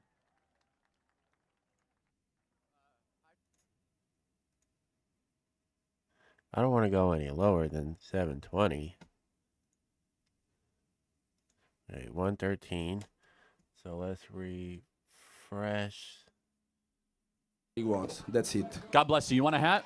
If I can have a white one. I don't really want my this was in this video 9 hours ago was in California, San Diego. So this had to be, I think this was from yesterday because this was 9 hours ago. I don't think this was in the same area what happened to him. That's what I think. I don't really know. Because I already have a white one. All right. red. Make Italy great again. Okay. Very good. I wish. Can I shake your hand? Thank you. Thank you very much. Hi, Charlie. I'm a senior in high school named Trevor, and I want to start off by saying thank you for coming to this beautiful city of San Diego. I just want to get your quick thoughts on two very specific topics. One being the photo of Kilmar Garcia's hand that Trump held up, and him advocating in an interview the other day with Terry Moran about it not being photoshopped in any way. I want to get your thoughts on that. Yeah, I mean, it wasn't photoshopped. It was labeled. Right, but he didn't say that. He said that the literal letters and numbers MS-13 were on. No, they are. I mean, I have the picture here. Yeah, it's photoshopped. No, it's not. That's called labeling, not photoshopping. Right, I agree that he labeled it, but Trump was saying that they were on there. He kept going on and on about it for 2 minutes. I don't. Oh, this dude. Yeah, I was thinking of that because how he has his hair. I don't know the point of what you're making. The iconography, I can look it up. Right. Literally means MS-13. I completely agree that those logos were on each of his knuckles. I'm saying that the letters MS and the numbers 13 were not on there, but in the photo that Trump held up, they were, and he advocates that they were, like, on his hand, not that they were labels. I don't know what you're talking about, but sure. What's your next contention? Okay, and then I want to just get two things that you disagree with Trump that he's done in his current presidency. Canada should not be the 51st state. Okay. And I think I don't think That is true. I do support that because there's so much land in Canada that they can't build on.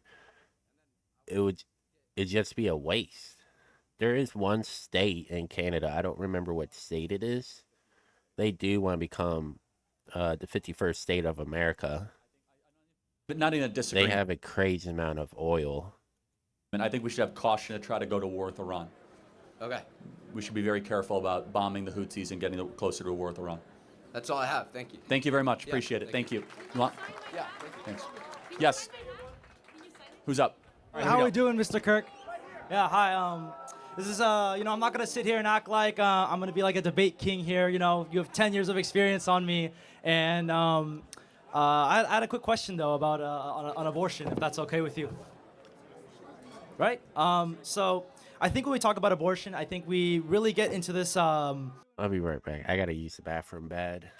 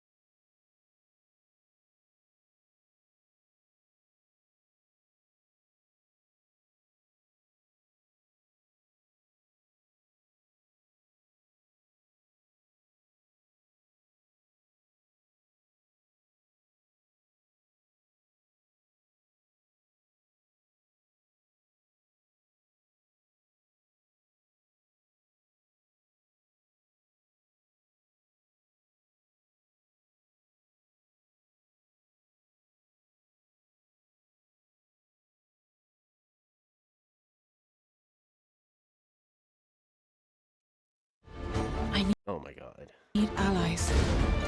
I want you to join me. Ads. Okay.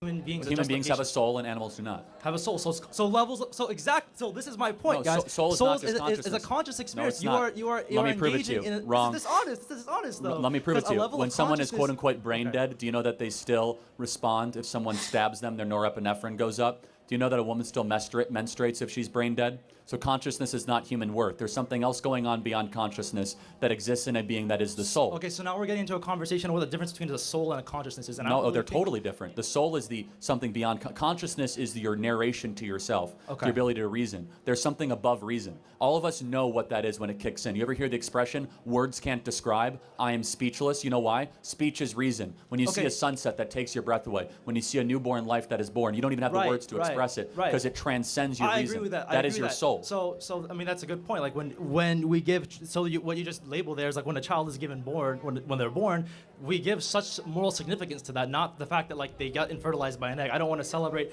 I want to sort of I'd rather celebrate my birthday rather than like the day my parents had sex. That's kind of a little weird situation. You know what I mean? Like if life begins at conception. Well, it's called your birthday for a reason, Right, but 'cause you were I'm born, you were a right? living You know, being, not It seems that like society you kind were of 9 months prior. gravitates to this idea of like an actual human being existing that Oh, gives no, no, no. moral that's- value, right? One is your entrance to the world. The other one Right. is the actual creation of your being. Two different Right. things. Your birthday is when you entered the world. Right, For right. example, your birthday could be at 28 weeks, not 36 Okay. weeks. So everybody has a different day when you exit the womb, but it's Okay. not when your worth begins. That's not when your value begins. That's simply when you exit the womb. Right, right. So I have a good question. I really want to get back to this idea of like you give more moral value to the level of the fact that like that humans that are developed have a soul in comparison to like a zygote that, or actually no, animals or a animals, is coyote. that- Okay, so is that not the same comparison to like a zygote to a developed human being in the sense that we are a higher functioning conscious being in comparison? There is another person like Charlie that I watch. He just called off his. He does the exact same thing that Charlie does. He talks to people and everything, but he only preaches about God, and he goes out to people. He talks to them. Of course, there's gonna be crazy people who get up all in your face, threaten you, because once he found out what happened to Charlie, which is sad, so he called it off. I told my wife it's going to happen the same thing to him because there's people exactly same thing want him dead. So it's only him and his cameraman. That's it. when they go out and stuff. So I think that he should kind of take a little break from being out in the crowd and open, because he's a pretty cool dude. I just think like he should still preach about the word of God and everything, just like somewhere safer for a little bit for everything to cool down. But that's just my opinion. Comparison to like this other thing that we can just actively kill whenever Doesn't we want. matter. I Why mean, does can it you not matter, actively though? kill a 1-year-old? Doesn't have as much acuity as you do or consciousness. Right. Yeah, but like I mean, Can that's you? not the, Can that's you not- kill that's a not the- 1-year-old? That's the same thing because like this is Of like going course, the back to same my thing. like What's the idea of difference in a sentience, 1-year-old right? and a 1-day-old zygote? What's the moral difference? The level of consciousness. Oh, right? so one's bigger. One's more developed. One's no, older. lots more the developed. No, consciousness no. is completely Sure, irrelevant. sure. Because How is just it you know that irrelevant? a 1-day-old out of the womb doesn't have a lot of consciousness at all. Okay, sure, It that's can't fine. speak. It can't really. It's kind of Right. like disembobulated. But that's- you don't get less rights for that. No, I agree. I mean, like, well, to a certain degree, I agree with that. But like, there is a meaningful difference between a fertilized egg and a conscious What is human it? being. One is less conscious than the other. Oh no, one is more skills.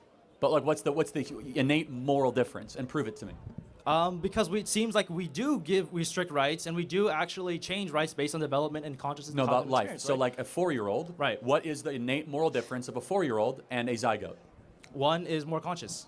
Okay, got it. So I think that's irrelevant. I think they're both human beings deserving of protection. Consciousness alone is not a marker of dignity. Okay, but so then what is your marker of dignity? Is Being that a because- human being. Being a human being. So is your argument a little bit circular though? There, it's just like it's No, just it's not. because we deserve rights because we're a human being. Yeah, of course. I mean, it's self-evident. We are human beings with a soul, therefore we have rights. So we deserve rights because we're human beings because we're human beings. So like how am I supposed to win against this argument here? You can't. See, okay, yeah, exactly. So it's Because inherently it's called a okay. self-evident truth. So like, It's yeah. called self-evident. So that's why the pro-life position is irrefutable. But is so that then- because you have to posit human Right, beings have rights. and that's and is not a kind of a concern that like we base all our entire ideology on this one illogical circle that. No, that it's not goes back and illogical. forth? It's incredibly Yeah, right. logical. So like, we are human beings, what I'm and we interested believe in that is they that, matter. like, if you were to remove this circle here, then you would have to actually be pro-life in the sense of be pro-life to all life. Oh, we are. Right. So No, no, no, pro-life to no, like but no, animals, no, and kind of, you know. but we don't saying- believe I'm- human look, beings I'm are- not like a vegan or anything. I'm not But vegetarian. human beings I are not the think moral this- same if you as were- a bird. It's not the same thing. Oh my god. For multiple reasons, because a human being has characteristics and qualities, and most importantly, we believe as Christians, human beings have a soul that a bird does not have. Okay, so characteristics and qualities. And only, like, let me interrupt one more. Sorry, the West, no whether problem. you agree or not, sorry to interrupt, we believe the human being is the only thing made in the image of the Creator, Imago Dei. Okay. Okay. So when you say characteristics and qualities, what does that mean to me? What does that mean to me? Well, first of all, not just the ability to reason, Okay. but also the ability to sympathize, empathize, Okay. feel, predict, plan, Yeah. conjecture, to have Right. mercy, forgiveness, Okay. to be able to be All beautiful things. introspective. I love that. I love that about us human beings. Oh no, I know. I'm not being sarcastic. No, but it's a good we point. human beings are exceptional, actually. I mean, Right. versus the beasts of the wild, of which Right. we should appreciate and adore. Mhm. But again, more beyond that, we come after this from a soft religious view, because you don't have to be Christian to believe this. Right, right. That the human being has innate, inherent, embedded, let's just say, dignity that a fox does not. Right. Yeah. So what you just did there is kind of like my argument here. You're saying that like because we're human, we are more developed. We have higher cognitive reasoning. We're able to sympathize, emotion, and reason, do all these And the great soul. things. Right. But the thing is, well, I guess that's a religious belief though. Well, In that's my an belief interesting system, question. I think that consciousness is the soul. And, if and that that's makes what, sense. that's where why if you don't believe in God, it's easy to go want to murder a bunch of people. And I'm not criticizing you. Right, it goes right, back to right. just a common theme here. If you believe in God, every human being has dignity. Well, you're kind of intuition pumping there about saying if it's murder because we haven't really discussed. We haven't even agreed on I mean, whether but the look, zygote it's of course, a human if being it's worth a human being considering, and the elimination of human life is murder, but that's Right. fine. We're Okay. just. This is why it's very hard to change people that Okay. don't believe in God to be pro-life, because you don't necessarily believe that human life is necessarily special. No, I mean I do. But you might believe think it's human like life is unique very and it's special, like right? interesting. It is but unique you experience, don't right? believe it's made in the image of a creator. Okay, yeah, And I that's mean- fine. And that's why we tend to be the pro-life champions, and those that don't believe in God don't, and that's okay. Okay. It's just that clarity is important for the audience. Okay, so I guess we can keep going back and forth. I'm sure you got a whole lot, and we'll It's give it to fine. some No, people. you- But I you've been great. I do want to have a good question with you. A question about that I want to leave off on is, so it seems like I think you're pretty set in stone in this position, and I would like to ask, what would I have to do or prove to show you in order to convince you that pro-life isn't the answer that society should be seeking for? I mean, it would be an impossibility. You have to prove to me God doesn't exist. Okay, so then we can agree that like this is just a moral issue that you're appealing to a book. Of course. I mean, all moral issues appeal to an authority, obviously. Okay. Why is murder wrong? I mean, because the reason, if you want to talk about morality, we can talk about morality too. Abortion is a moral issue, of course it is. Yeah. But the reason why our I whole think- conversation I is laced think- with morality. But in order to kind of like reduct it to like a textbook or a book or a specific like thing, Well, a scribe why? of Where do you truth, get your right? morality from? Well, I think morality should be based on like what is the best choice of action to help society progress. Okay, If so that makes any sense. okay, got it. What Right. if society agrees we should kill the dumb people? Well, probably not the best. Well, but why? Well, the thing is, it's Or just how not- about well, the this? thing is, We should abort- pragmatically that doesn't work out. Because Yes, if we it does. kill In, the bad- in Iceland, it's mandatory to abort Down syndrome babies. Okay. It's best, right? Down syndrome people are a strain on society. Why do you say it's wrong? I mean, because there's some degree of like we should protect some people. Why? By what standard? Why are you appealing to? I appeal to a book. What do you appeal The to? thing is, I think like there's still some value to Why? people. What to standard? That Is have, that your like- opinion, or is there something transcendent telling you that? No, there's something transcendent because like there is some sacredity to life, and that's what I agree with. I agree that life is Why? sacred. That's why I would agree that if you adopted a more broader pro-life stance, I think I would be more on side of that. Like if you want to have a society where we're forcing women to breed and pump out children, then I would say you would have to create that society where like it is more able for them to do that, and in addition to not be indiscriminate between life. So I think I would Got agree it. with that sentiment, right? Thank you for your time. Appreciate Okay, it. sorry, yeah. Thank can I you. get a hat? Yeah, I'll give you a hat. Thank you. Hey. Charlie, Thank you. Can you sign it? Can you sign it? Yeah. Thanks, I appreciate you. Charlie, can I please get a white hat? Okay, who's up? You sure you don't want to give these guys a little chance to... Okay, all right, perfect. Thank you. All right, so we're talking objective truths here, right, Charlie? Okay, so thing is, here's an objective truth. Every single policy the Republicans claim they're for, they've basically done the opposite of, right? Every time you repeal a piece of abortion legislature, the coat hanger business gains a few new customers, right? And even after they're born, you guys don't give as much of a crap about them after they're out of the womb, right? You don't want to pay That's for not true. Why would you say that? Because you guys have an active war against education, you guys have an Hold on, active time war out, time against out. free lunch. Hold on, just Come because on. you don't want to throw government money at something doesn't mean you don't care about them. Time out. We want to have more police, so safer streets, so kids don't get killed in crossfire, I agree, sure. gang shootings. We want to have a secure southern border so that hundreds of thousands of girls are not sold into sex slavery every single year. We want school choice so that kids can have a better education. We actually want a balanced budget so the U.S. dollar will be around for future generations. I reject this whole thing that, oh, you guys are only pro-life at birth. No, every policy that we have is rooted in a pro-life position. Okay, all right. So let's move a little bit on from that. I'm not saying I've lost yet, because a woman did kill her own child literally like a couple of days ago. On day of birth, 60 years in prison, as she should have. But like that is a abortion problem. She was raped. But, yeah, I know, but let's hold move. on. But Okay. if she would have killed the baby while it was in the womb, it would have been okay. So why was it wrong to kill the baby outside the womb? Because the baby could cry. Oh, the baby can't cry in a womb? Okay. No, You no, wanna tell- talk about... No, you brought it up. Why is it? Okay. Why is Right, it bad right. to slit the throat of a baby once it's born, but okay to slit the throat of the baby that's in the womb? Less cells, just straight up less cells. I would one say day as difference. a One just day if you count the difference. cells, less cells, right? Wait, so the amount of cells you have dictate your moral worth?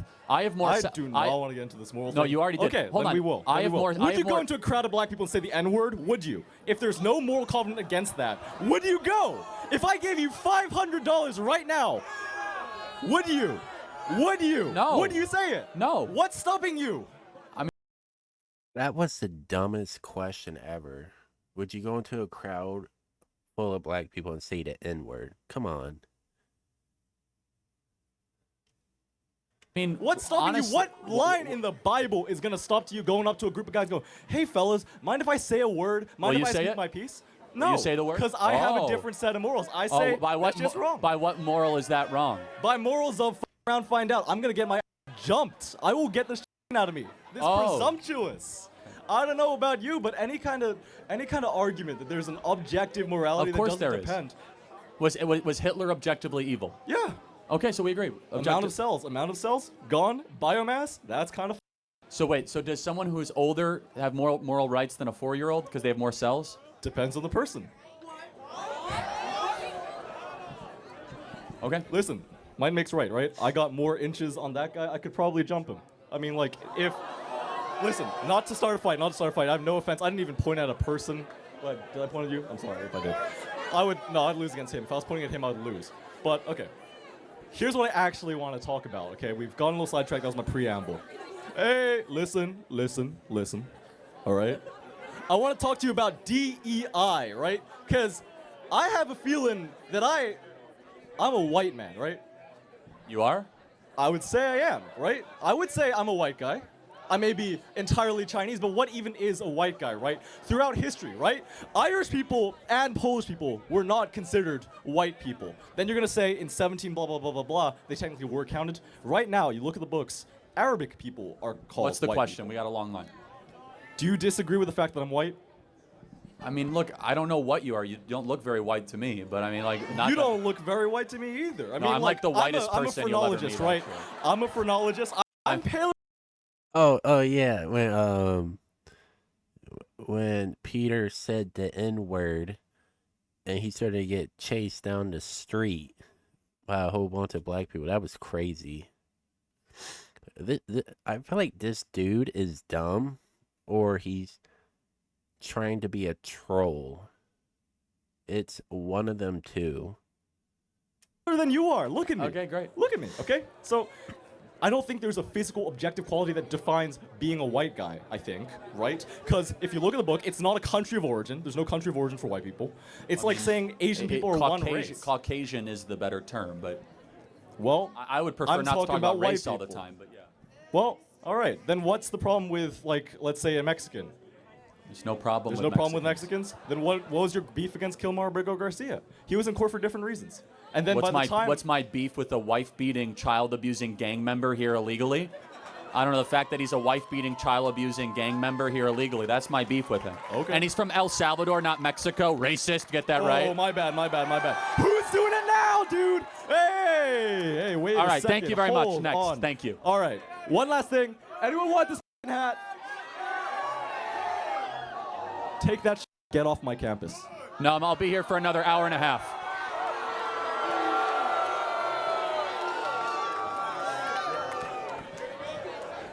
He's going to go and tell his friends, Yeah. I own Charlie Kirk. He probably is, man. He probably is. Hey, You're eager beaver. I am, man, because I have a midterm soon. But I wanted to talk to you real quick because honestly, man, I'm a moderate, so I disagree with you on a lot of issues. But He had, it's either he had a blue drink, candy, or ice cream, because his tongue is like blue. I also agree with you on a lot of issues, and I'm so glad you've come to this campus. And so I want to say welcome to this campus, man. Welcome to this campus.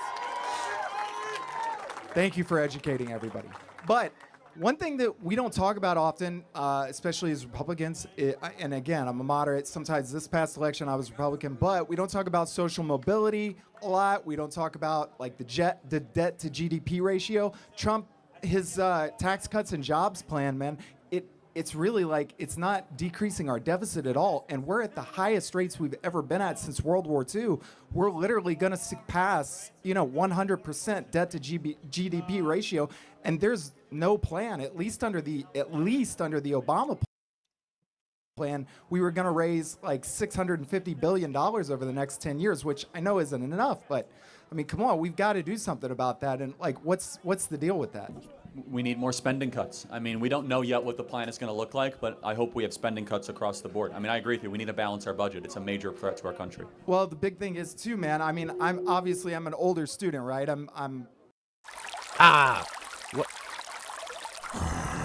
What is clearly. What was up with that ad? Not 19 anymore, or at least maybe you think so, but whatever. It took me a while to get here, man. It took me a while to get to college. I got on a med school shirt. I actually switched to economics because I hope I can get in rooms with guys like you one day and have these discussions. But look, man, it took me forever to get here. It took me forever to get to college. And the How's your day only going? reason that I'm here today is because I had to move from a Republican state to such a liberal state like California so that I could actually get an education because it was completely unaffordable. And we just don't address that. We just don't address it. What state are you from? I'm originally from Georgia. And I know it swings back and forth, but still, I mean, there's just no opportunities there, man. I mean, I tried my hardest my whole life, man. Believe me, I work and I work and I work and I pound and I save, but there are no opportunities, I would just man, push on back a little bit, though. I mean, a lot more people are leaving California than coming into California. Like I understand that, but those are wealthy people that are leaving. No, that's not true. No, a lot of working middle class people are leaving this state. I The know, opportunities right? are in states like Texas and Arizona. These AI ads, they're getting unhinged and crazy for these games and stuff. And the phone games aren't even like that. They're just being weird. Arizona and Florida, and increasingly not here in this state. But the opportunity for social mobility is here. I mean, for instance, for me to get to the first, for me to be in the first quartile of my income and to make it all the way up to the fifth, for me to, be working my butt off, making a $40,000. You're very unusual to say that because California has the highest housing prices in the country. Yeah. The highest cost of living, Correct. the most homelessness. So you're very unusual to say that the social mobility is good here in California because it's not. It's because people don't take advantage of it. But I mean, I came here specifically to take advantage of it because I can see the system here, and I mean, just saying, it works for people who actually use it. So I just think we should. All right. Thank you very much. Yeah. Thanks for your time. All right. Yes. Is that a SpaceX shirt? Looks like it. Yeah. Hey, Charlie. Thank you for everything you do. You're one of the reasons I started going to the church this year. My first.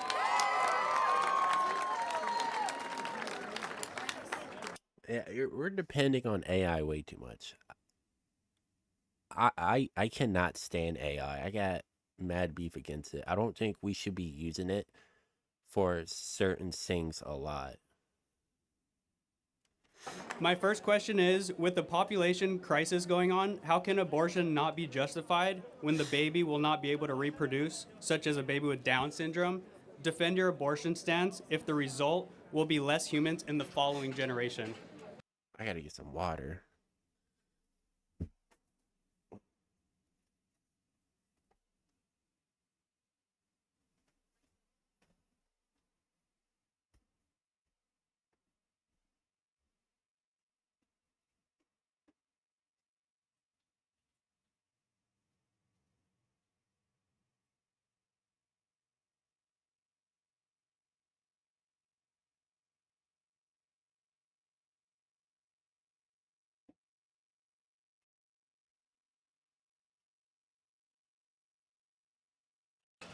Okay. So are you asking me as a hypothetical, or can you restate that, please? So, with the population crisis going on, Collapse. Yeah. collapse, exactly. How can abortion not be justified when the baby, such as someone who has Down syndrome, will not be able to reproduce for the following generation? Oh yeah. I mean, look. Oh, you're talking about abortion for Down syndrome. Or anyone I mean, who look, will not be a able Down to syndrome reproduce. baby has dignity regardless of its capacity to not produce. If you find out that, I mean, do people that have infertility problems, do they not get human rights? Right? I mean, so if someone can't reproduce, that doesn't. Yeah, if it's like, I'd say like probably phone ads. I would say that's like fine, but if it has to do with something with like medical stuff, or if you're making a video, that stuff should be humans only. It shouldn't be like the Roblox video where all those predators, and Roblox made a apology video and they used AI, and one of the people in the video only had 3 fingers, and it was proven that it was AI and they were getting called out for it. Like that type of stuff should only be humans. It shouldn't be AI at all. I mean, they shouldn't be allowed to live. Got it. Next question is, with the rise in Bible sales and church attendance, as someone who didn't grow up with religion, what advice would you give to someone who's trying to welcome religion into their life and find their faith? I love that question. Read your Bible every single day. Fight your flesh. Your flesh is going to want to do easy and immediate things like drink and go out and do stuff. Find difficult and hard stuff and aim. Find your aim as a man and point everything you can towards it. And spread the good news of God and Jesus Christ in every possible way that you can. And put Jesus first in everything that you do. Awesome. Thank you. Can I shake your hand? Yes, thank you. Thank you, man. God bless you. Yes, thank you. I got to sign one. Thank you. Who's up? Yeah. The closest one I have to that white and gold 47 hat is just that one, Trump one, white and gold. I might get the golden 47 one, but I gotta see if my one store carries it. Because I do like how that looks. You guys already have one. These people.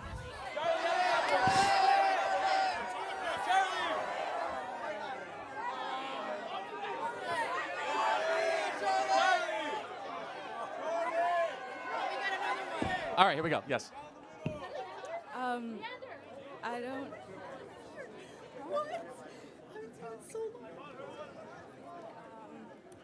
I don't believe that we could use Christianity as. I don't believe that we could use Christianity as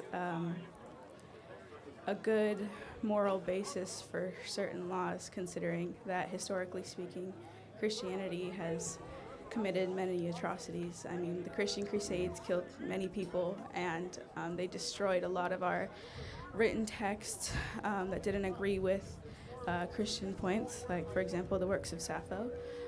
The works of what? Sappho. Yeah, I have no idea what you're talking about. Well, anyways, I don't. And also, I understand that this is Catholicism. I understand why she'd be shy. I would be kind of shy too if I met Charlie. I was kind of shy when I met 4G Out of Blow in person when I did the music video, but I talked to him and everything.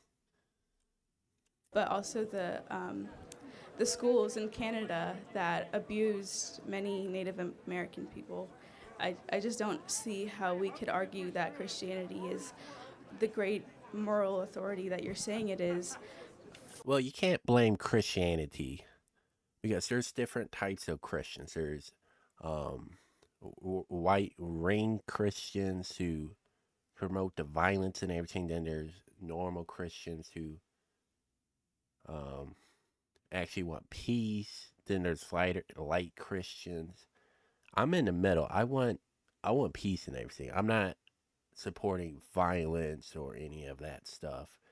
But the heavier, hardcore Christians, those are the ones that are like making like Christianity look bad. It's like each different religion. There's always that hardcore people in their religion that makes their religion look bad and stuff.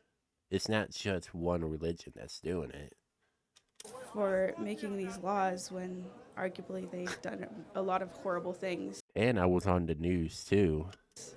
What moral code do you live by? At a rally. I'm a Buddhist, so I mean. So it's all about yourself. No, it's just about being. Well, I guess you could say that. But I know, think yeah, it's I know Buddhism. So let's don't play it think- out. What is the top accomplishment of a Buddhist? I guess just to be a good person and. No, to reach nirvana. You know that. Well, yes, but not everyone can reach nirvana. I know, but you want to try to ascend, right? And so it's all about yourself, all inward looking, right? To try to limit your touch with the outside world, that the outside world is dirty and it's, you know, it's kind of polluted. I don't believe as a Buddhist, that's not how I was taught, and I don't think it's fair for you to argue for Buddhism in that sense because Oh no, that's you're what not Buddhism. a Buddhist. No, I know plenty about Buddhism. Like, so Buddhism, as it's written, is that the world is contaminated. We must remove ourselves from the world, and we're going to spiritually ascend ourselves by meditation. But there's people who don't believe in that. Well, then you don't there's believe in different Buddhism. That's fine. sects It's okay. Of Buddhism, and they believe in all different kinds of things. So just that's as fine. there's different sects So of can you- Christianity. I'm just not in that sect. Got it. So can you what moral way do you think society should live by? Not Christianity. So what way should we live by? I think that it's not as much about morality as much as societal, and it's just societal needs. Like, for example, like abortion, we can't argue that, Christianity is the reason that we should not allow abortions when clearly there's both a medical and a societal need for abortion. There's not a medical reason to kill babies, right? So that doesn't exist. Okay, But- I have one example for that. My mother had vasoprevia, and they had offered her an abortion because birthing the baby would not only kill her, and like if she went into labor, because the placenta had split into many little veins and covered her birth canal, if she ever went into labor, and my little brother at the time, if he had pushed on the birth canal to exit her, she would have died. Both her and her son would have died. Did your and brother she is survive our- or no? I want to continue with this point. So she was offered the opportunity for an abortion because not only was she the main breadwinner of her family, but she is also raising 2 kids as well already. The right to an abortion possibly could have saved her life. She did end up surviving, but not. I don't think that we should limit the ability to get an abortion to other women in her Wait, situation. hold on, time out. So your brother you know now. Huh? Is your brother survive or no? Yes, he did. Wait, so but aren't you glad your brother wasn't aborted? I mean, come on. I don't. What kind of argument is that? I don't Aren't you think glad your that brother's not dead? It's not that. I'm glad that he wasn't aborted. Yes, but so I'm that's also, so we're like, pro-life. That's what we want. We don't want your brother to be aborted. Imagine how many millions other like him are Yes, aborted. but if my mom died, She in didn't. It's not even a good argument. Well, there's so many people that did. No, There's, that's like, not correct. I said that earlier. It only happens a couple dozen times a year, and the baby could be delivered by C-section. People with vasoprevia have a much higher rate of death than other women Yes, who are this pregnant. happens and that's, maybe a couple hundred times a year, and there's 1.5 million abortions every single year. This is Yes, on the but extreme of the If we extreme. have to take away abortions, then we're taking away from everybody, even the people who have a medical need for abortion, where the baby is going to kill them if they come out. Again, I can There's- grant you that, fine, we'll have those exceptions. Can we make abortion illegal for the other circumstances? No, because Oh, then, so maybe it's not about those circumstances. No, You're it just is about using those, it. Oh, it is about really? those circumstances, because when we take away those rights from everyone and we go into a hospital and there's an emergency need to remove a baby, then we have to prove that there's an actual emergency need instead of just it being an automatic right. Then doctors You aren't don't going have to a be right to willing murder another human being. It's not necessarily a right. It's just Is the it a- ability to So be when able, your brother was in your mom's womb, was your brother a human being? I mean, I don't want to argue that. I think that we could No, argue it's about that not an for argument. a It's a long question. Time. When your I don't brother think was it's in, useful. when your brother was in the womb, was it a human being?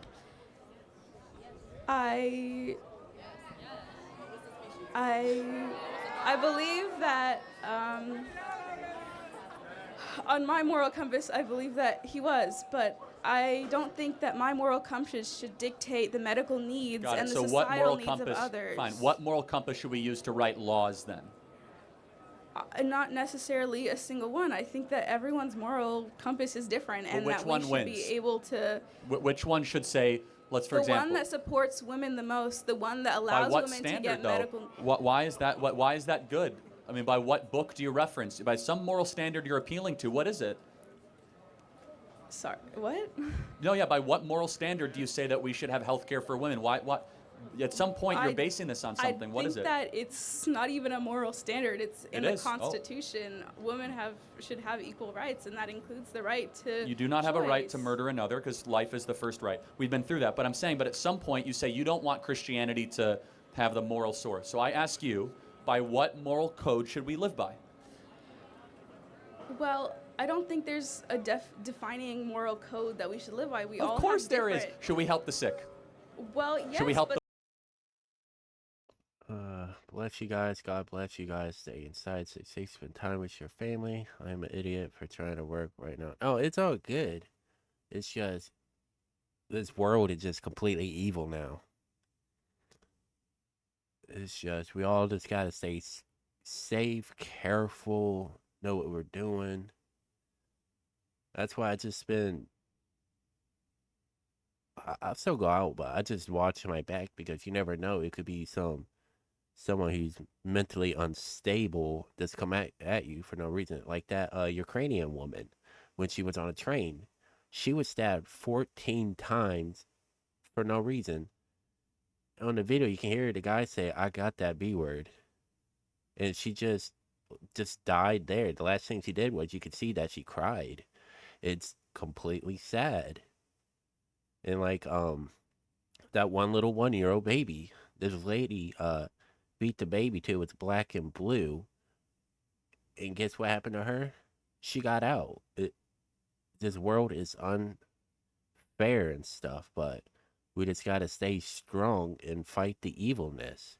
Because if we don't, we lose and stuff, and they get to win, and they think they know what they're doing. They think it's just not fair. The poor. Okay, but my Should moral we code feed the as hungry? a Buddhist is that I should never kill an animal. And many Christians hunt. Many people, kill animals for a living. That's how I'm they not make talking a about your living. personal. Society has to make decisions, right? Yeah, So- and when society makes decisions, they should account for the fact that everyone has a different moral compass. If we're a society that, first of all, a modern society, we shouldn't be basing our moral compass Oh, off but hold of on a a second. book You're made con- thousands of years ago. Well, first of all, Buddhism's very old too, but contradicting. No, I agree. Yeah, That's why I don't think Buddhism. but I don't think we should ban people there's going a out to contradiction hunt here, though. because Time I out. don't believe in killing At animals. some point, we have to decide what laws to make. We have to say something. and I think the laws should be dependent on on what? how we can most benefit the people already existing in our society. Well, okay, but don't people in the womb exist? That's you could argue that for so long. I don't think it's really useful when It's we're very talking useful. about. Are you glad you weren't aborted? Are you glad you weren't aborted? I'm not. I mean, if it was something that if aborting me would have benefited my mother far more than having me would have, then I wouldn't be necessarily angry about it. It's not. See, I'm glad your mom did not abort you because I think life is beautiful. And I want to give that gift to as many people as possible. Yeah, but you're also in the same turn taking that gift away from women. If a woman has a medical need and her life is in danger, I've already for having granted. this Let's say baby. abortion is legal for medical circumstances.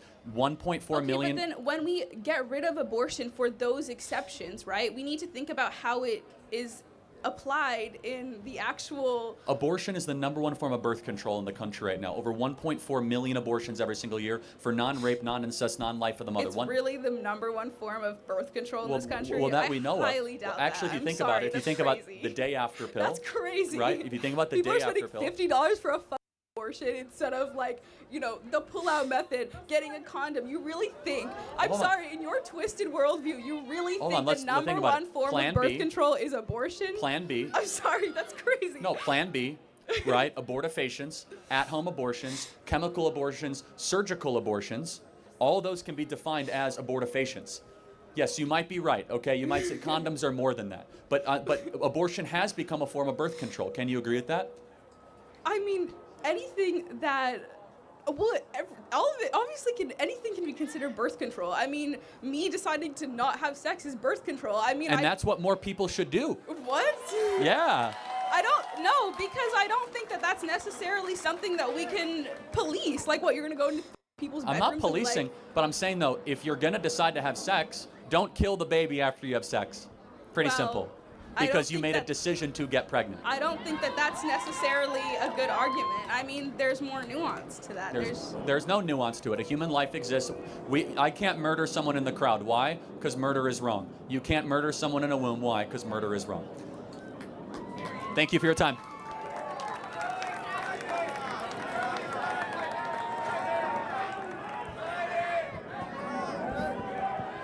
Yes. Okay, hi. So I understand that you're fundamentally against immigrant workers, illegal immigrant workers. That's true, right? Yeah, they should all be deported back to their country of origin. So what do you think is the best policy for keeping out illegal immigrants?